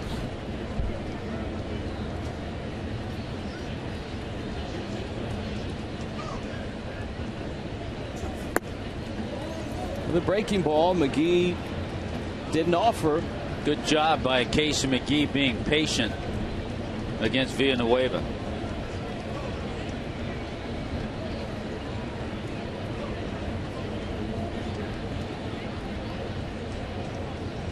Now you have the option, if you're the Marlins, to stay out of the double play with the count 3-2 of starting Mathis, who was a little faster than most catchers. It's a bit of a gamble, but it also forces the issue in terms of the double play. Well, there are a lot of things to think about. And if Mathis is going, and I'm sure Perry Hill's talking to him about it right there, if he goes, and let's say Casey strikes out, now he has to prevent from getting tagged, maybe getting a run down, allow the runner, Echeverria, to come in and score from third. So there are a lot of things that go into that. You saw Mathis rolling his hands, asking Lenny Harris to go through the signs again. So let's see if he's running. It's 3-2 with 1 out.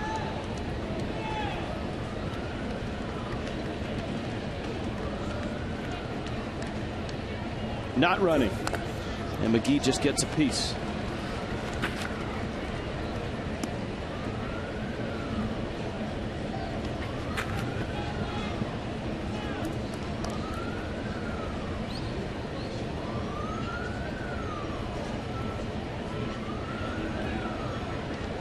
Cardinal infield still bunched up the middle, kind of halfway is Cosma and Wong.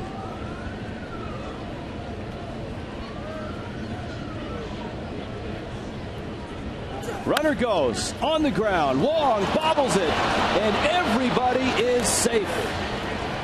And the Marlins get a run.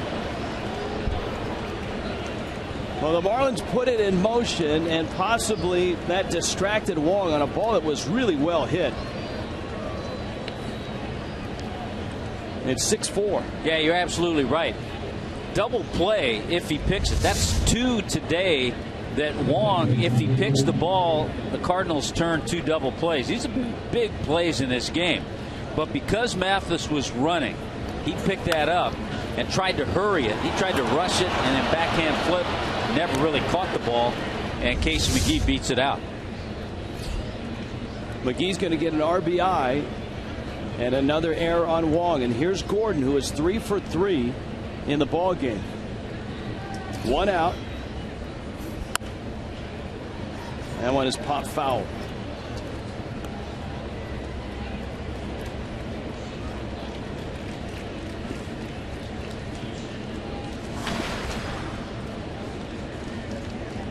See his average up to 332. What, D. Gordon's 17th 3-hit game this year.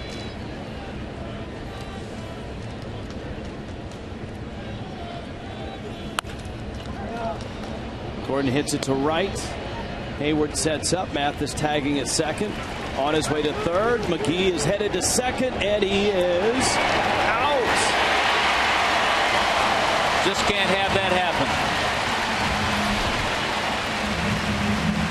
Casey McGee trying to follow up Mathis. Hayward's throw was cuttable the whole way. And so that's a major gamble, and the Marlins inning is going to end. No challenge, no review. Miami has to settle for a run and stretches their lead back to 2.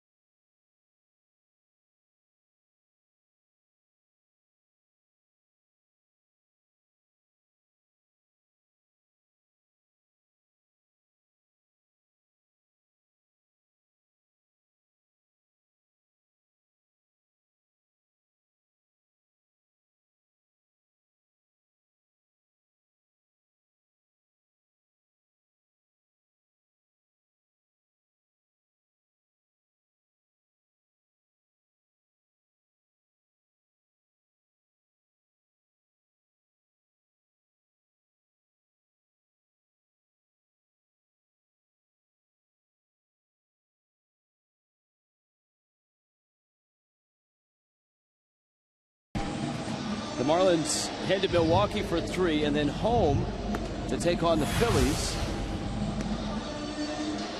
It's a 4-game series. Starts on Thursday, and on Friday it's college color night. $1 hot dog and post-game fireworks. The college night package for $25 gets you the Lexus Legends level ticket, Marlins t-shirt, your favorite colors. Yeah, we're showing everybody out there who is a college player. Derek Dietrich at Georgia Tech, Cole Gillespie, Oregon State. John Jay, it's all about the U.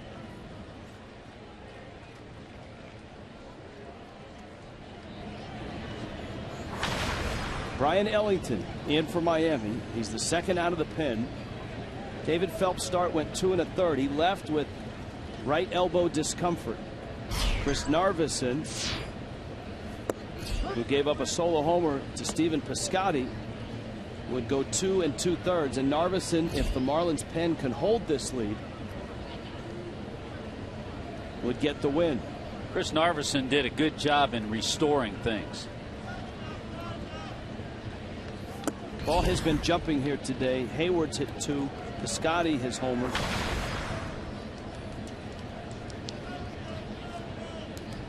And this guy has already homered in the series. He homered last night. Brando Grichuk,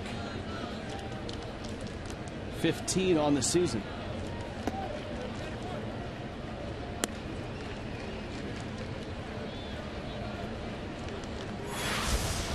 Our Toyota trend, Cardinal rookies, 15 homers and games played. Only Pujols, Chris Duncan, and Johnny Mize got there quicker. Chris Duncan, remember the big left-handed hitting first baseman, played a little outfield, son of Dave Duncan, longtime pitching coach. Both Duncans, Shelley Duncan and Chris Duncan, got to the big leagues.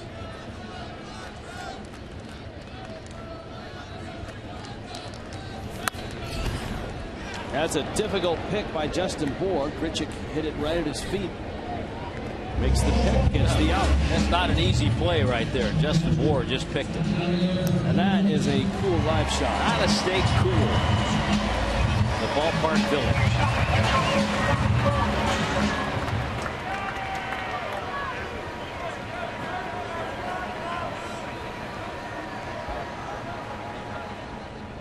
Ballpark Village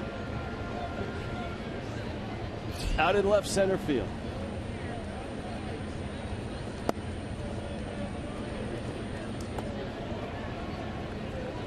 Those are the rooftop seats. Go to your left a little bit if you could. Or maybe not.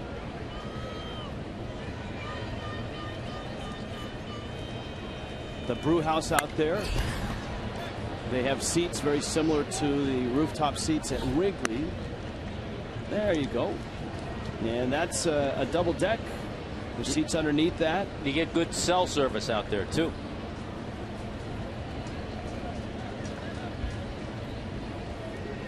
And it's a huge building out in left center that has become a very, very popular spot during Cardinal games. I would think on NFL Sundays as well. There's a pretty good crowd down there. With the size of the screen they've got. Do we know what the size of that screen is? Ginormous. It's like you took a giant screen of a ballpark, these HD screens. You see the one out in right center field. If you took that screen and put it indoors in a restaurant, that's what you've got with Ballpark Village.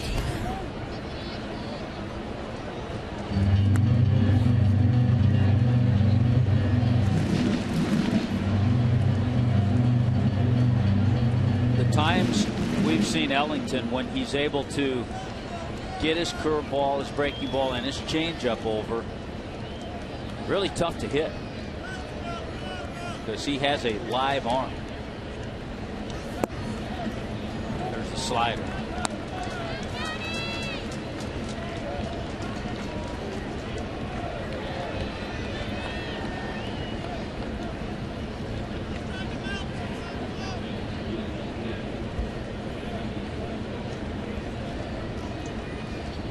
Ellington out of North Florida University.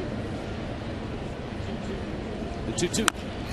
Little tapper. Ellington off the mound. Bare hands. fires. Looks like Bohr kept the foot on, and Molina's out. Boy, Justin Bohr's made a couple of nice plays here in the 6th inning. The pick of the shot hit by Grichuk, and then good footwork and good balance to hang on to this throw. Nicely done by Ellington. Throw a little high and wide, but got Justin Bohr over there. Cardinals video room looking at it right now. Ellington with 2 outs. Long-time successful coach at North Florida, Dusty Rhodes. And Ellington had to go through a couple of junior colleges. He was headed to Florida State initially after Tommy John surgery his senior year of high school. He gives a lot of credit to one of the minor league pitching coaches, short season instructor, Brendan Segaro, pitching coach at Batavia, for really helping him once he was drafted and signed, cleaning up his delivery. And here he is in the big leagues. That was one of the first guys he called when he got the call to come to the major leagues. Colton Wong is 0 for 2. And of course, he's made 2 errors, both on double play balls.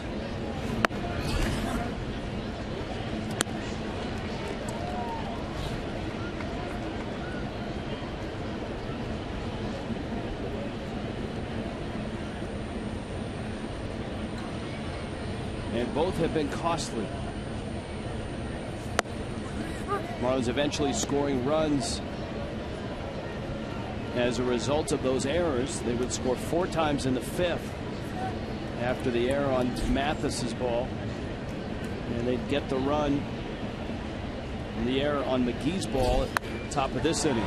Drills one to right and hangs up, and Gillespie makes the catch on the track. Brian Ellington, a 1-2-3 inning. A little white wine for you.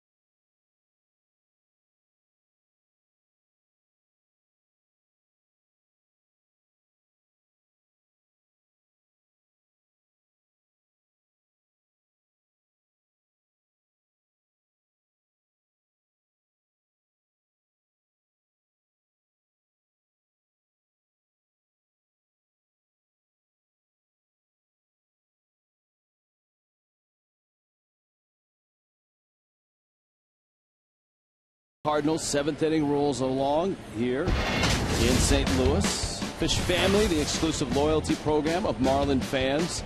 Log in, marlins.com/fishfamily. Tune in is your code for today.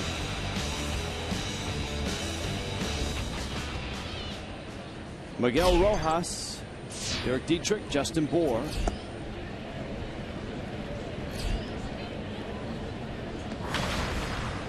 Carlos Villanueva still in the ball game. Carlos Martinez went 5 runs, 4 earned. He struck out 5. He didn't walk anybody. Marlins got a run off of Villanueva, his first inning. Rojas, a little dribbler out to Cosma, who gets the out. Boy, a well-needed win for the Toronto Blue Jays today. The Yankees were trying to sweep that series up in Toronto. The Blue Jays swept the Yankees in New York, but Toronto won the final game of that series 3-1 today. Over 46,000 at Rogers Center.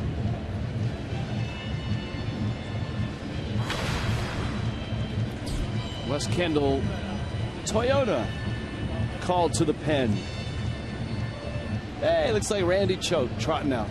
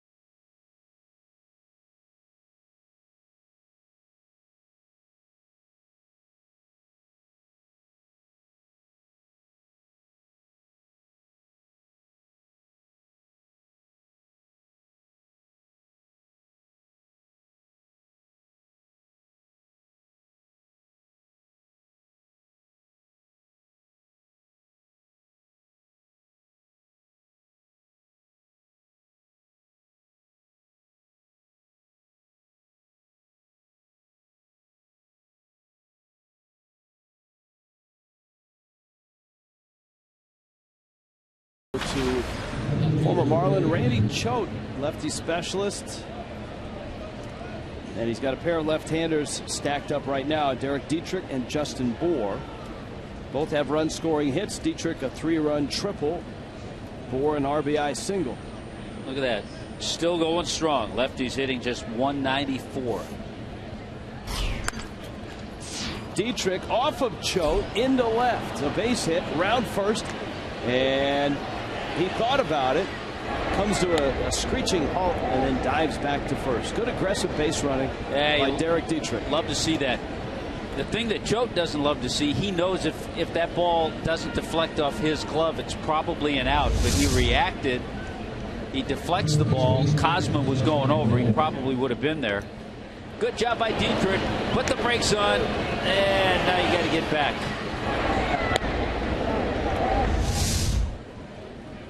So a 2-hit game for Dietrich. Bour, the RBI single was in the first.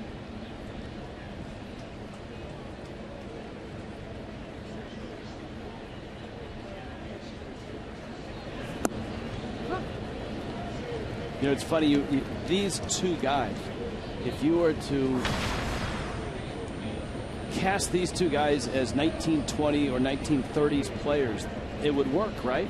The way Bour doesn't use batting gloves. Choate looks like he's cast from the 30s. Maybe a Gas House Gang member. Of the Cardinals. Bour's got the high socks going.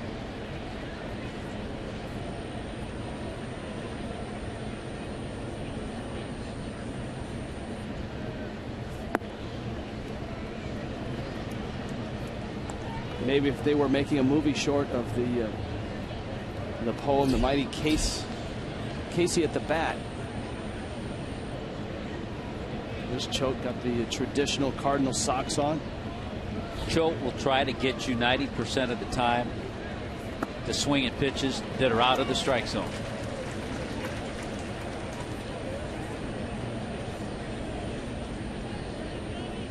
And that one, obviously, you look at Fox Tracks, way out of the strike zone.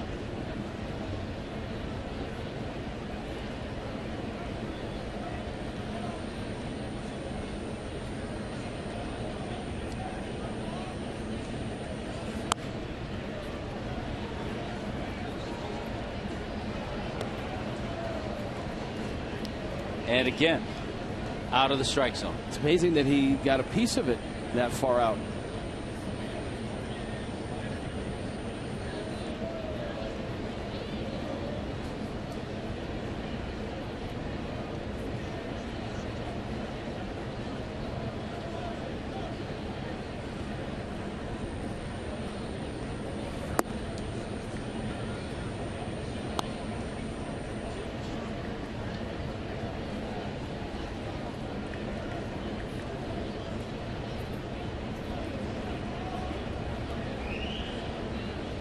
Two balls, two strikes.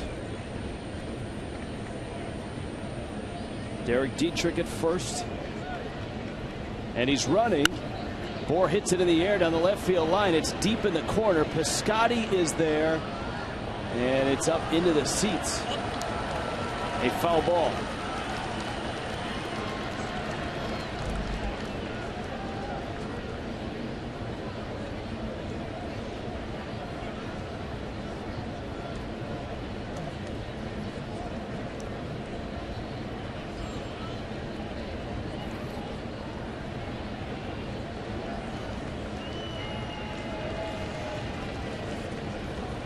The count 2-2.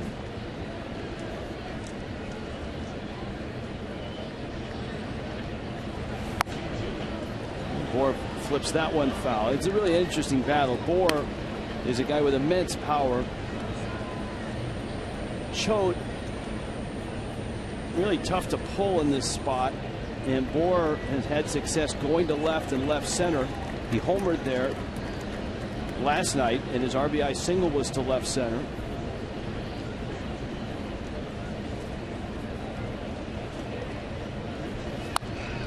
And right now, Bohr, in those last two swings, just getting the very end of the bat on both those pitches. At his game-winning walk-off base hit against the Red Sox into left center.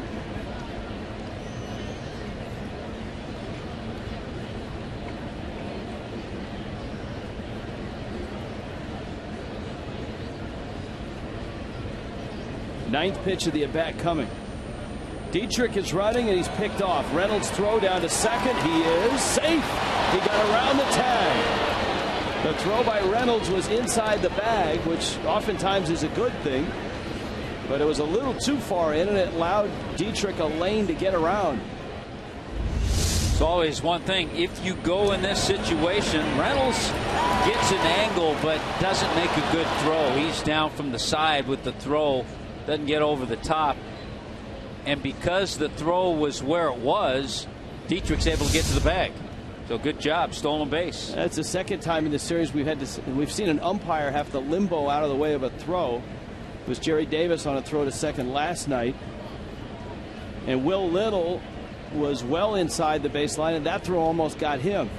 Mike Matheny and the Cardinals are going to review it.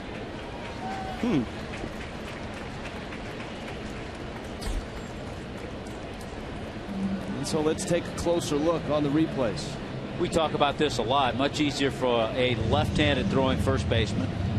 A little more difficult. The footwork has to be quicker for that right-handed thrower.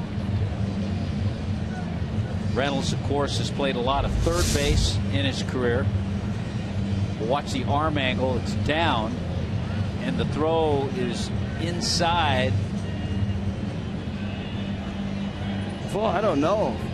That's Cosma coming back with that tag.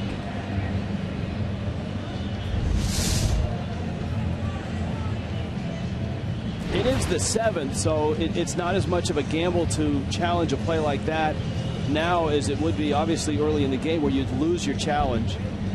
Once you hit the seventh, the umpire's discretion, they can challenge themselves if they feel a call warrants.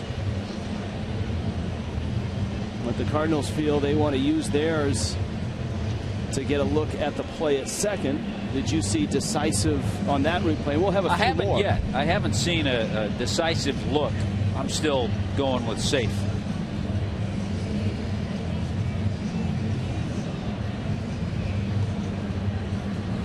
Super slow-mo. Foot.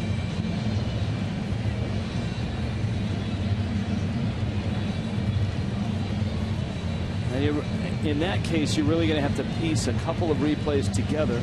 Remember, the replays are synced by time and coded, so you can find a point on one replay on a time code and go to the other to see if glove touching leg beats foot hitting bag.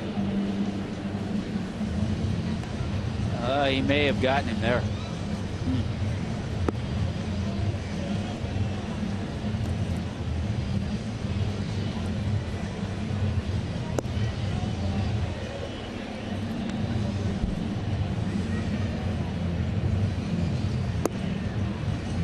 And here's the verdict.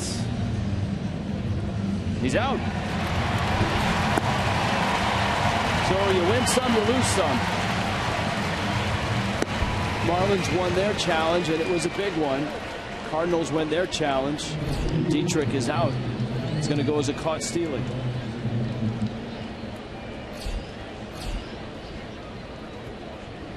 Both teams still have their challenges left.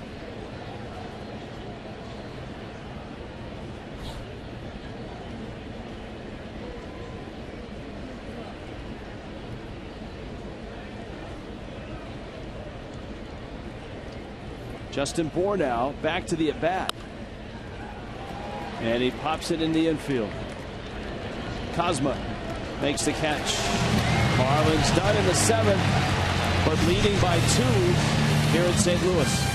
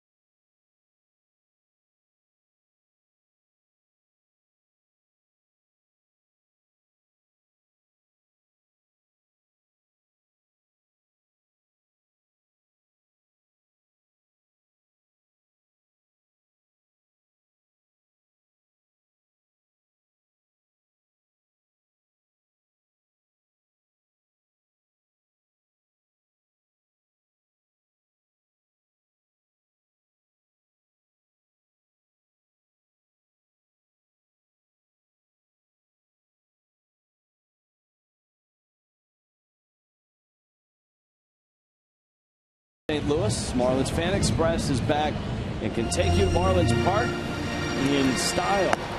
Your group, your family, your neighborhood. If you want to bring them to a game and impress them, book the Fan Express, a luxury motor coach at 305-480-2523. You can email groups@marlins.com.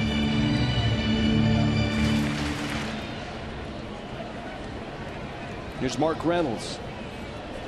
Pete Kozma in the pitcher spot for St. Louis. Brian Ellington into his 2nd inning in relief.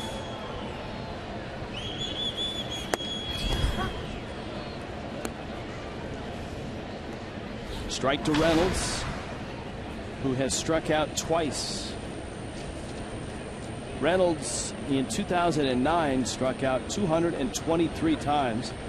The all-time record for strikeouts in a season.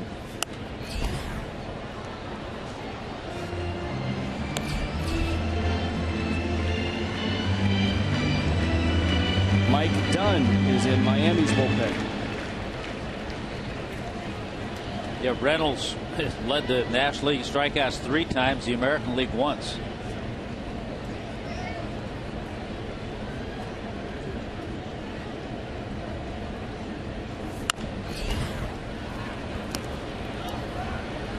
Rojas across the diamond gets the out.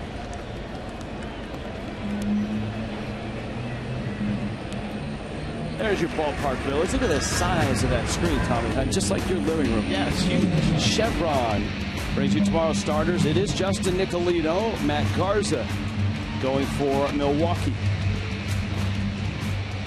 From one beer town to the next.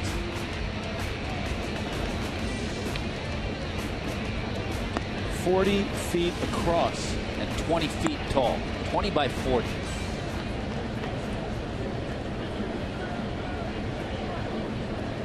So you can watch the game right on the screen. That's the Fox Sports Midwest feed. Let's see how this pitch goes to Pete Cosma. Fouls it back. Most people are still waiting on another pitcher of Budweiser and some nachos. So our friends Dan McLaughlin and Rick Horton doing the Fox Midwest. Yeah, they have their pregame and postgame set out there. Fox Sports Midwest Live. Little studio right up next to the rooftop seats. Sometimes Al Hrabosky's involved in the pre and post. Andy Benes at times, former Cardinal pitcher.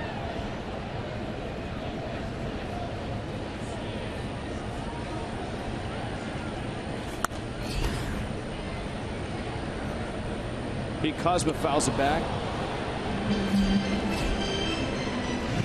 Now the bullpen so far, and remember this was a David Phelps start.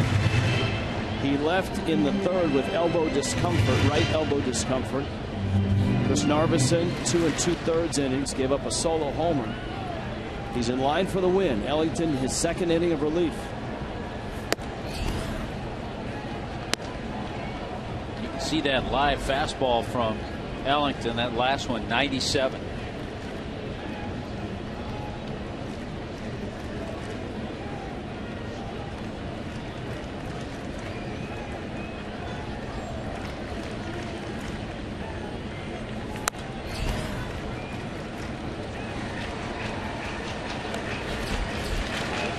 Two balls, 2 strikes.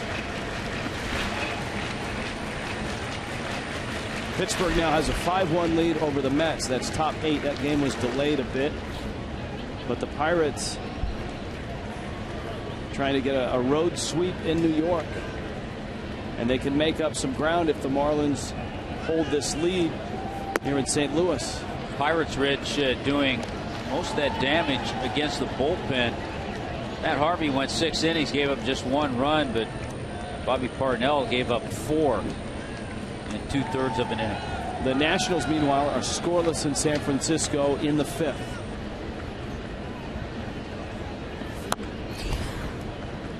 Cosma fouls it off after giving up, 43 runs in the last 2 games. Seattle is hanging on to an 8-6 lead in the 9th, bottom of in Boston.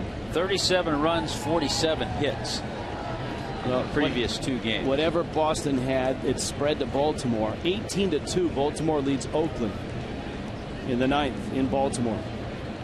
26 hits for the Orioles. Rojas almost the same ground ball and the same result. 2 outs, 9 spot coming up, and hashtag FLDataStrongFan will get you on the show if you have a strong fan photo. Brought to you by T-Mobile, Jack and Jerry. That looks like Marlins man when he was a youth, right? Good chance. Got the red-orange visor. By the way, Gerardo Parra in that Baltimore game, 5 for 6, a home run, 3 RBIs.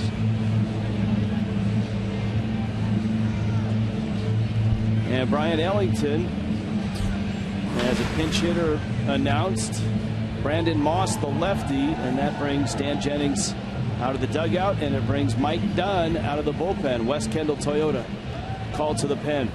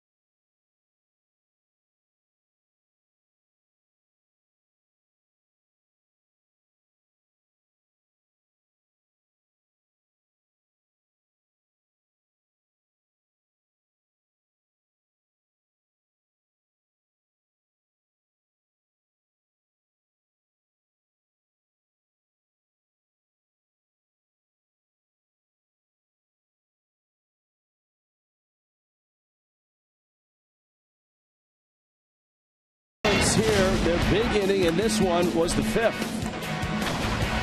Yeah, and it all got started with the grounder, possible double play under the glove of Colton Wong, and then a great challenge on this play at the plate. Echeverria was ruled safe, but topped off. The topping on it was the bases clearing triple from Derek Dietrich. H.H. Gregg high def highlights. Well, Brandon Moss is the pinch hitter. Marlins are up 2. And there are 2 outs. And so Mike Dunn comes in. You've got another lefty on deck in Matt Carpenter. It has not been an easy run lately for Mike Dunn. He's given up runs in 4 of his last 5 appearances. And he falls behind at 2-0. Dunn gave up a home run to Carpenter in the 8th inning on Friday night. See those career numbers. Brandon Moss last year with Oakland, 25 home runs. Brandon Moss, an all-star last year with Oakland. Started the year with Cleveland. This year, 15 for the Indians. And then the Cardinals getting him just to kind of give them that veteran left-handed bat off their bench.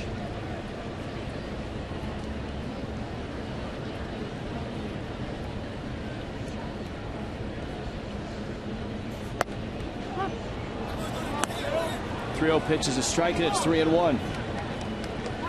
And Mike Dunn got a break.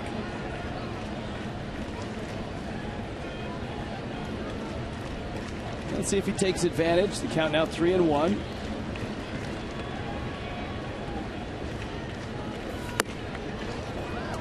Moss took as big a rip as he has, and he missed it. Moss, a guy whose home runs came late in his pro career. His first 5 years in the big leagues, he hit 23 homers combined.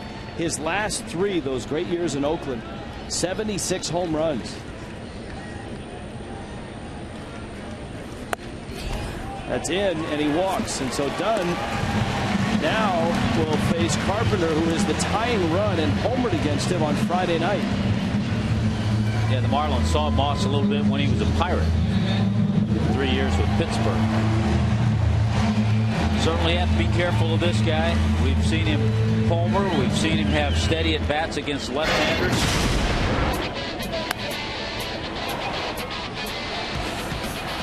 And that was the first game of this series. Home run against Mike Dunn.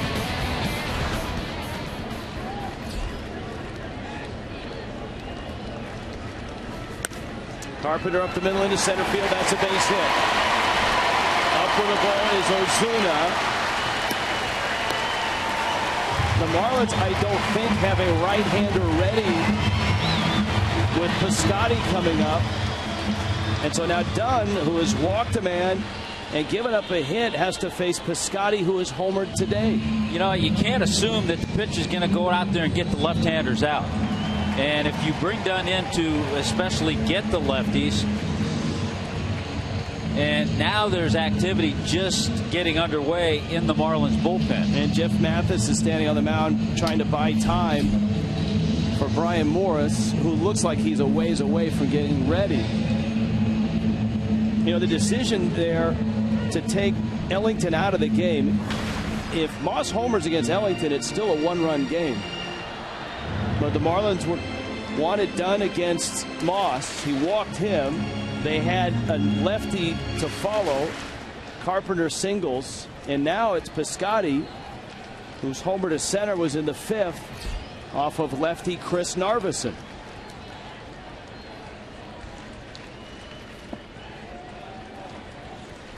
The thing about Mike Dunn out of the bullpen, he's got a good arm. There's no question about that.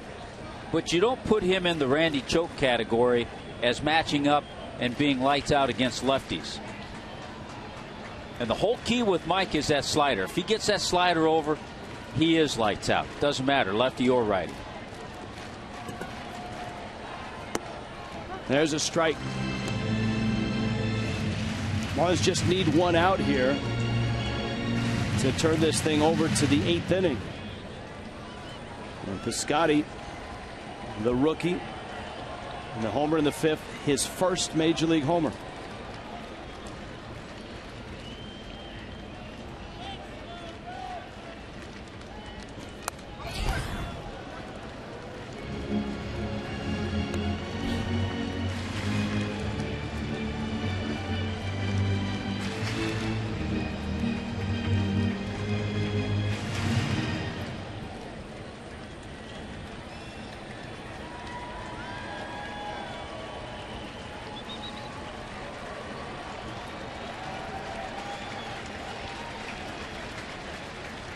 One, two.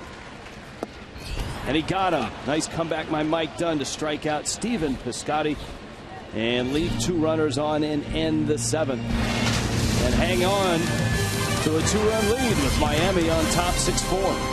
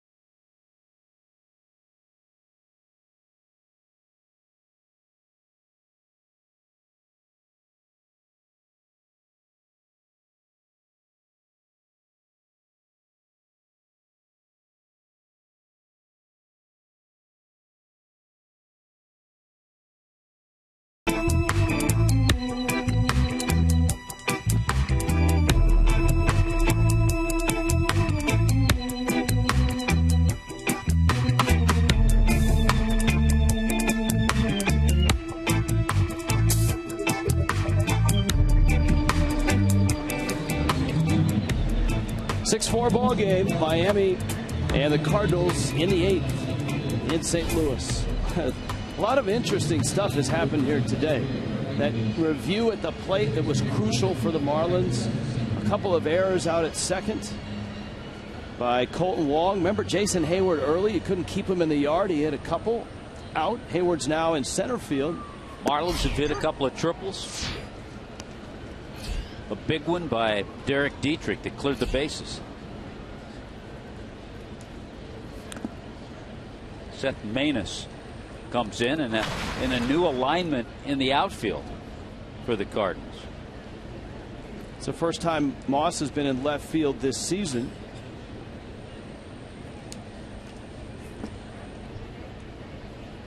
Ozuna 0 for 3.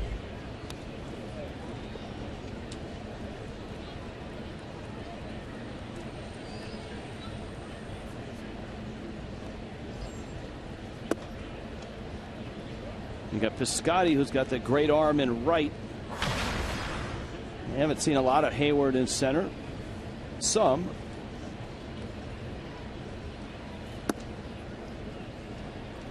Meanwhile, Ozuna, with the count full now at 3-2. Gillespie and Echeverria follow.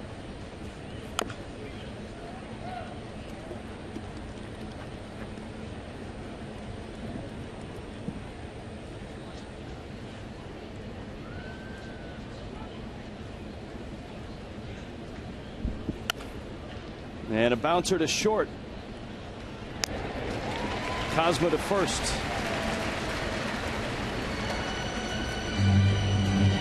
And there is one out. Maness in the Cardinal order will be in Randall Grichuk's spot, I believe. Yeah, it's kind of an odd move. He is there because Piscotty made the last out. So Matheny will have to pinch hit for Manus next inning. There's Manus' spot. The Cardinals are bullpen heavy right now. They have just 4 guys on their bench. And they've used a couple already. Peter Borges and Brandon Moss, who stayed in the game. Well, Johnny Peralta, probably the guy that would get that at bat. And you've got backup catcher Tony Cruz. It almost clipped Gillespie, who's 0 for 3, trying to extend a 7-game hit streak.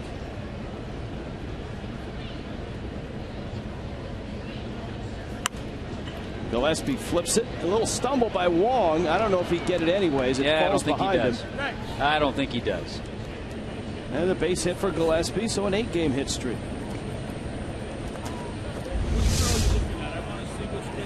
Yeah, you can see the stumble right about there, but it didn't really cost him a lot, so I don't think he gets to that anyway.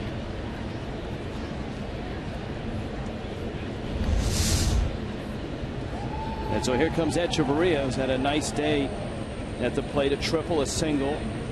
Even his out was well hit, a line drive out to right.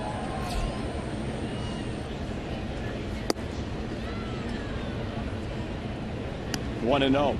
Mets are going down, bottom 8. It's 8-1. Pittsburgh on top. Pirates a few outs away from sweep there. Oh my goodness. Seattle's blown a big lead, and that game is now in the 10th inning. That's a seed to third. Gillespie gets back. Boy, Echeverria hit a bullet. Carpenter made the catch and had the quick release across the diamond. Echeverria has hit the ball hard all 4 times. Remember, he lined out in the 2nd inning to right field. He's struck out a couple of balls today, a single in the 5th, and then he hit the other ball, the triple to right field. So just outstanding at bats and swings from Echeverria today. It's 8-8 in Boston, and it's in the 10th inning now. Fernando Rodney is out of arrows, apparently. He blew a save in the 9th. Bogart's getting in on the fun. How about Travis Shaw getting a chance to play a little first base? He has a 3-hit game. The Nationals and Giants still scoreless in the 4th. San Francisco. Mathis trying to bunt. Fouls it off. Jeff Mathis has been on all 3 times. He singled in the 2nd. He hit a sharp ground ball that went right through the wickets of Wong at 2nd, and then he walked in the 6th. You know, his walk, that's the 5th time he's walked in his last 5 games.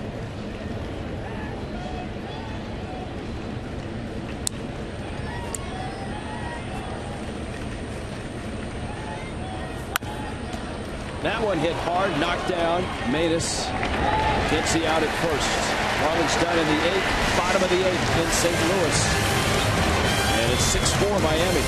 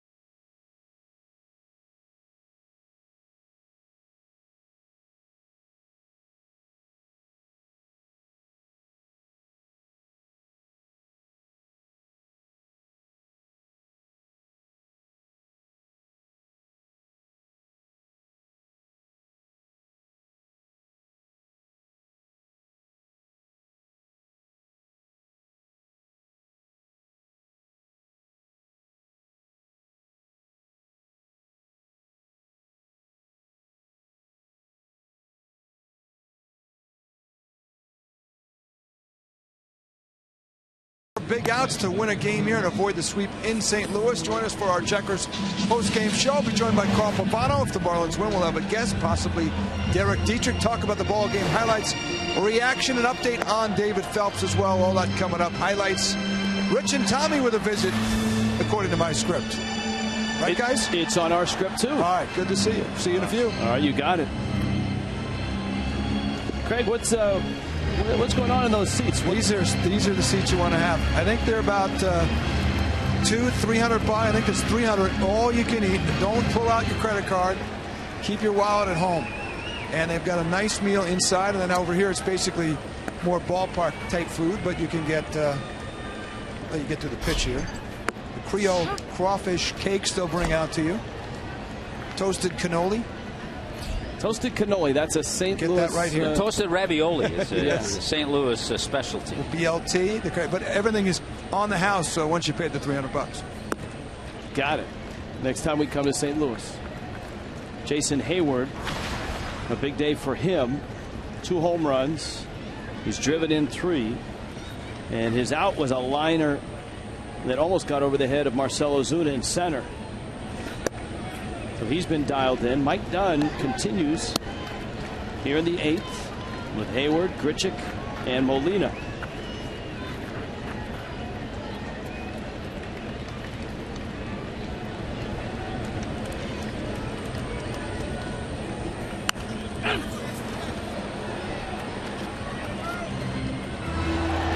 Two balls, 2 strikes.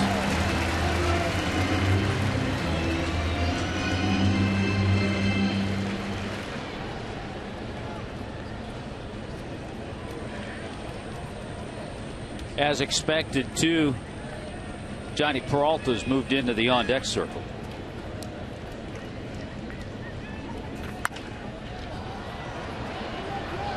That one's going to find seats.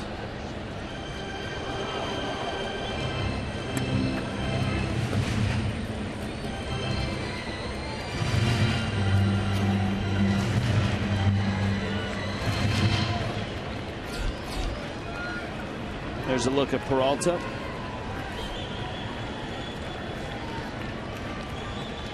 You got Molina after that, and Wong if anybody reaches.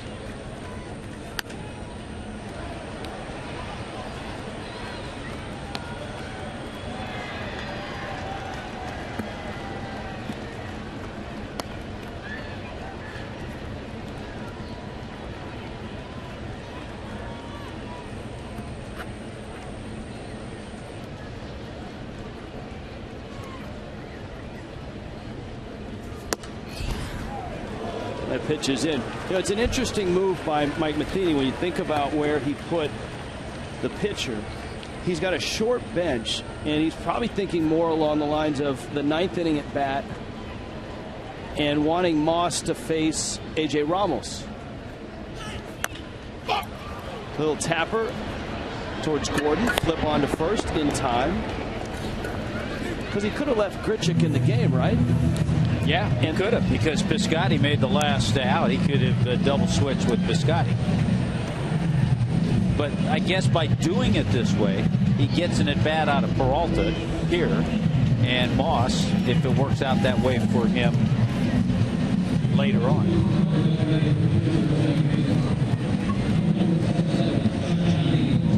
There's Peralta now. Dan Jennings out of the Marlins dugout. And Brian Morris will come out of Miami's bullpen. And it looks like a double switch coming. West Kendall Toyota getting their money's worth today.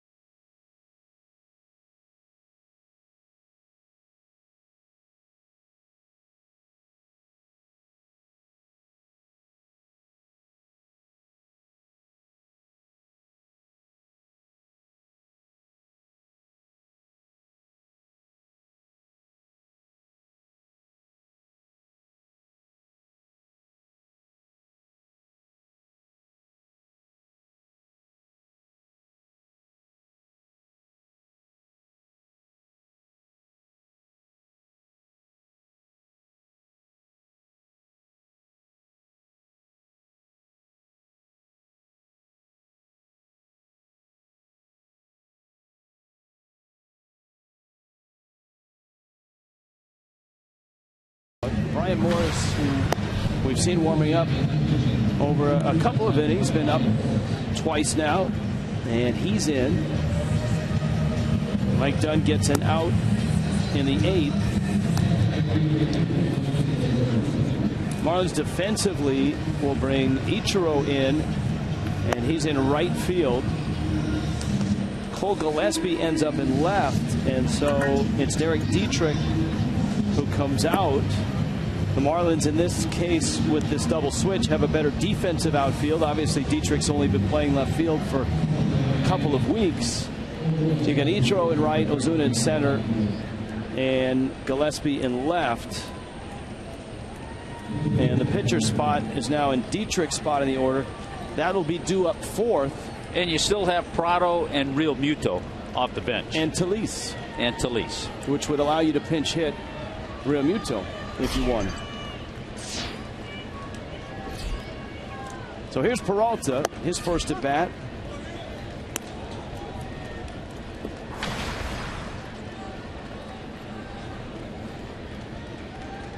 Had the day off until now.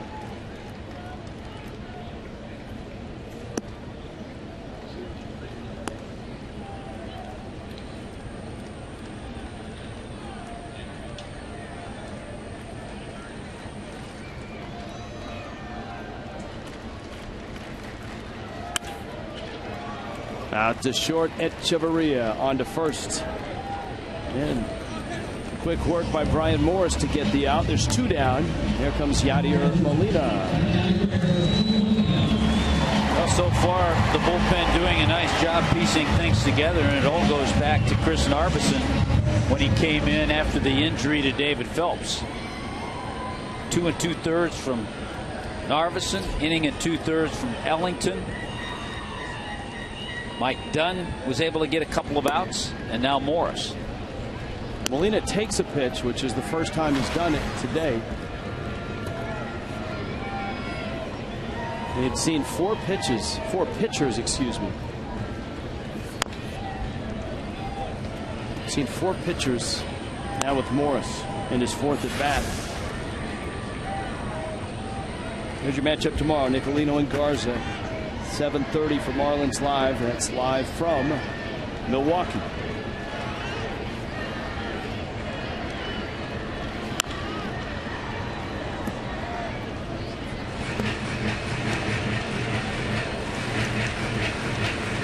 One and 2.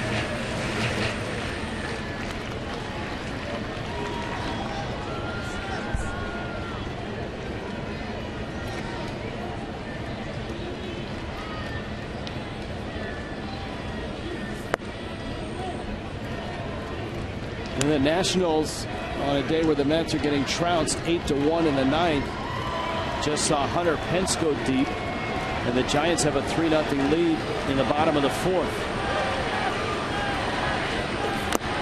Yadi fouls it.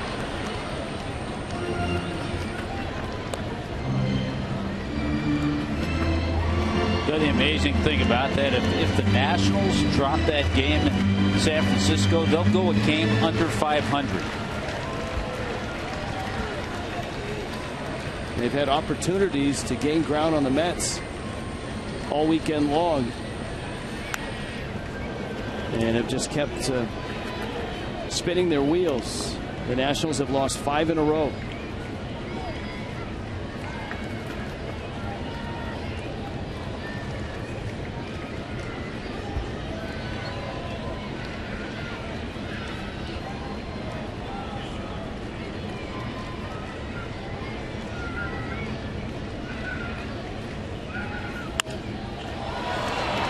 Molina to left. Gillespie settles and makes the catch. An out from Mike Dunn and 2 from Brian Morris, and a very clean 8th inning.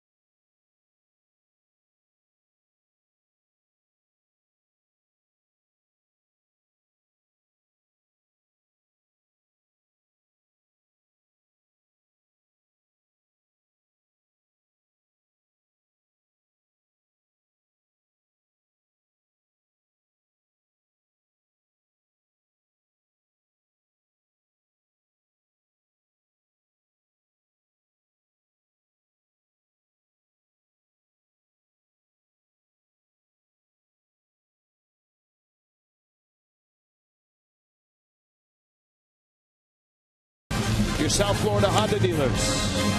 And by Kubota. For more information or to find a participating dealer, go to FloridaKubotaDealers.com. Gateway to the west.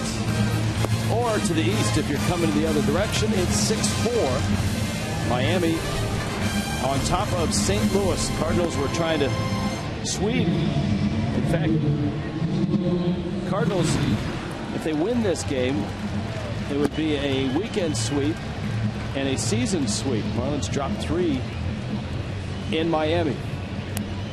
Last night, a great moment here in St. Louis with Ichiro lining a single to right field.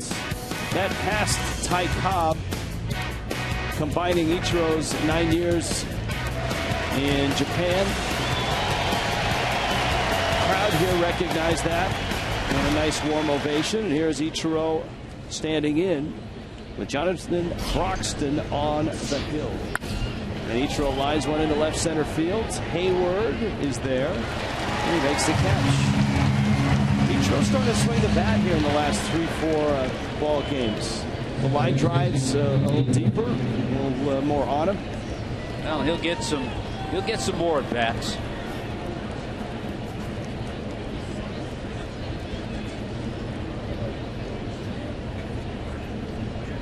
Cardinals acquired Broxton from Milwaukee for a minor league player. So that's how they made that move. And you look ahead to postseason. It basically gives the Cardinals, it allows Mike Matheny, even leading up to postseason, with Steve Cishek, with Broxton, and with Rosenthal, they in essence have 3 closers down there in their bullpen. Very much like the other team in Missouri, right? Kansas City was so successful with that last year in the World Series. How about the state of Missouri, the state of baseball in the state of Missouri right now? The Royals, with a 12-game lead in the Central. The Cardinals, 6-game lead over the Pirates. Cardinals actually have a better record than the Royals. Wouldn't that be something if you go back to 1985? 85. When the two teams met in the World Series. The I-70 series? I-70 series.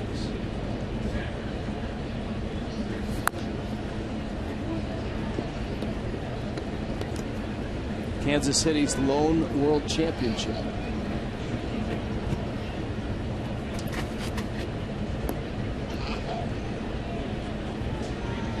Cardinals a few years earlier, I believe it was 82, won the Beer Series. They beat the Milwaukee Brewers.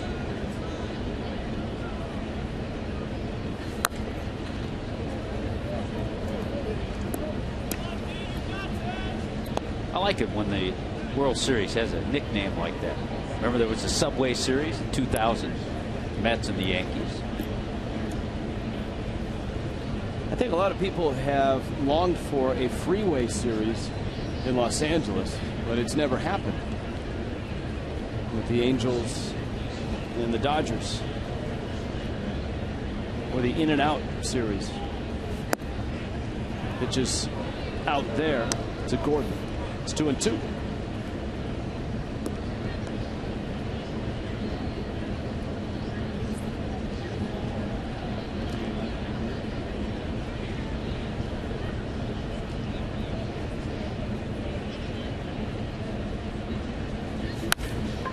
Another hot smash off the bat of Gordon.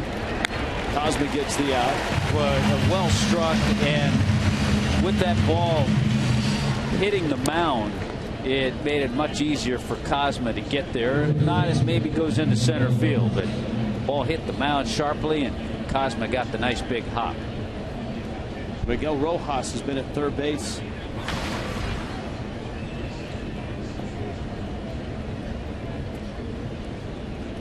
For 4 day.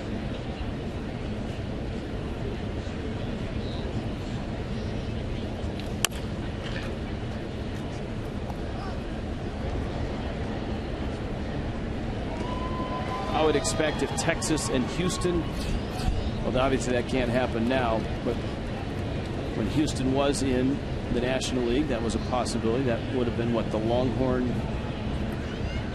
series? What about Oakland, San Francisco? Well, they had the earthquake. They had the earthquake, yeah.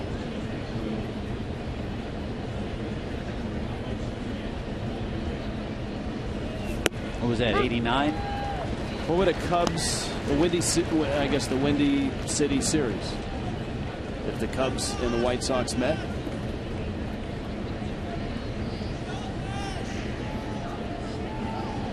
That would be a lively town if that happened. 0-2. Rojas over the base. A nice play by Cosmo.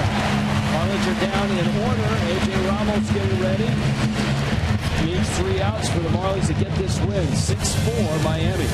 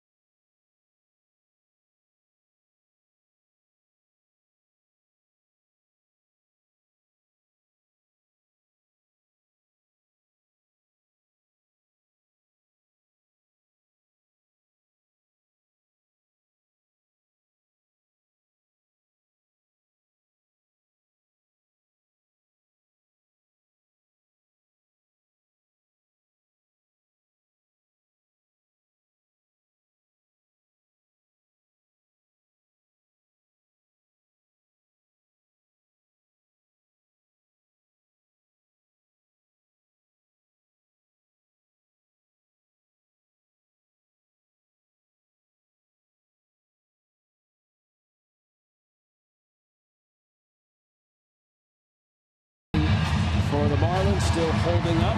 A.J. Ramos, after a cavalcade of relievers worked. You see Ramos's numbers. David Phelps started. He left with discomfort in his right elbow in the 3rd inning. Chris Darvinson, Brian Ellington, and then Mike Dunn and Brian Morris for 2 outs each. And so here is Ramos in the 9th. Colton Wong, Mark Reynolds, and then Pete Kozma. A.J. Ramos hit a little bump in the road for 2 or 3 outings, but I'll tell you what, his last 2 times out, picked up a save in Atlanta, and he had a really good inning, 1 inning against the Red Sox. Been 5 days since last time out, but he seems to have put things together nicely. Tough day for Colton Wong. His 2 errors helped lead to 5 Marlin runs, and he's 0 for at the plate.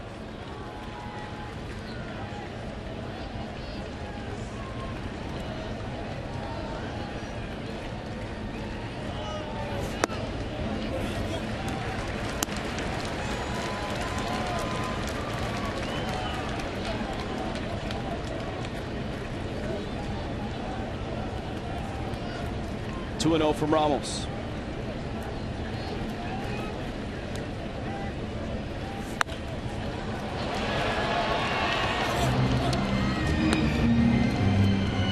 Justin Nicolino, Matt Garza tomorrow night in Milwaukee, Miller Park. From Busch Stadium to Miller Park.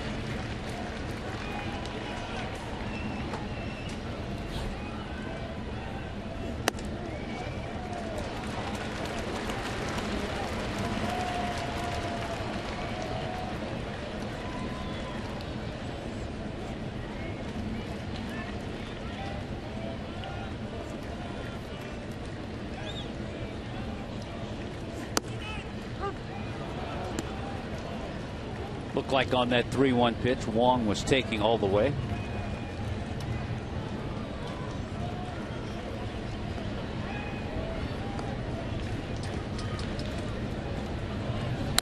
Look out. Wow. Wong hooked that ball right towards the Cardinal dugout. Mike Matheny scattering. Watch this group on the rail. Well, way out in front of a changeup. Get down.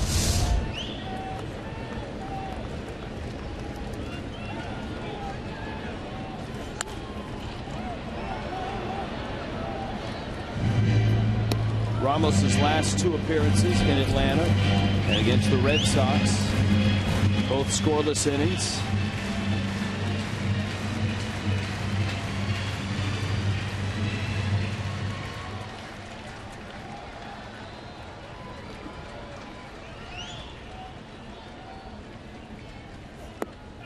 And Wong swings and misses. So I pulled the string. Good changeup. He had him out front on a couple of pitches.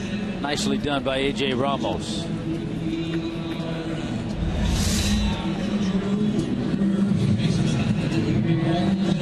Not only a good changeup, that's in the right spot, too. Reynolds 0 for 3.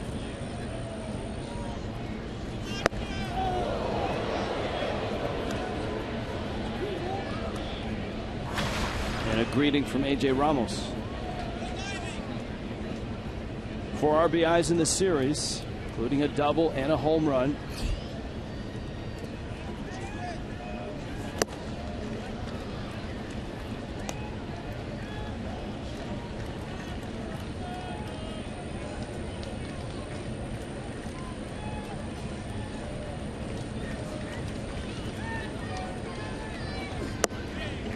Ramos catches a corner, and so AJ's out in front 1-2.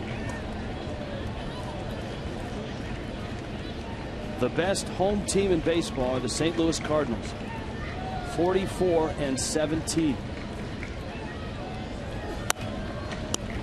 And so a 2-run lead in the 9th. Doesn't feel all that comfortable knowing what this team has accomplished this year. Yeah, that's an impressive number, that home record that they've put together. And they've played well enough on the road, 31-24 away from Busch. And Ramos strikes out Reynolds. That's 2 strikeouts. A.J. Ramos needs an out. Pete Kozma is the hitter. Good pitches, keeping everything down.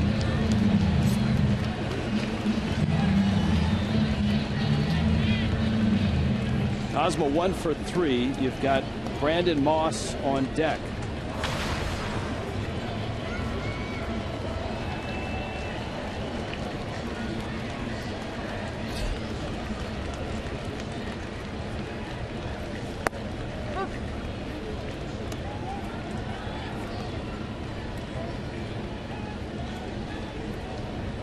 Relief strikeouts. Aroldis Chapman atop the list, but Ramos, who's not seen as a power pitcher, in the top 3.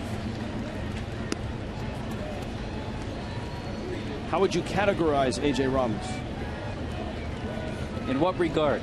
Not a power pitcher. Not a soft tosser. No, and he's not a finesse guy, but he features 4 pitches. I think one of the things that stands out is that he's aggressive with his stuff. All of it. Yes. Aggressive with the off-speed stuff. He doesn't throw 98, 99.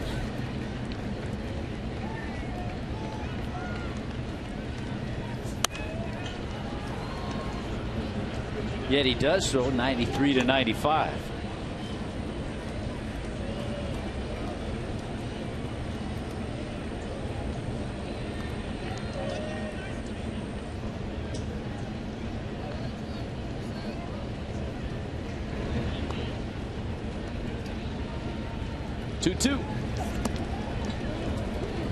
You would like all closers to have his mound presence too. Exposed in the minor leagues. This is his first year trying to master this in the big leagues.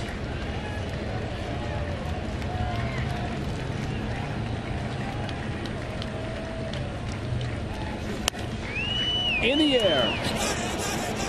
Rojas calls. Ball game. Miami gets the win and avoids the sweep here in St. Louis. An outstanding day for the bullpen. Chris Narveson, Brian Ellington, Mike Dunn, Brian Morris, and A.J. Ramos to finish. Danny Echeverria with a nice day as well in that 7 spot. 3 hits for D. Gordon.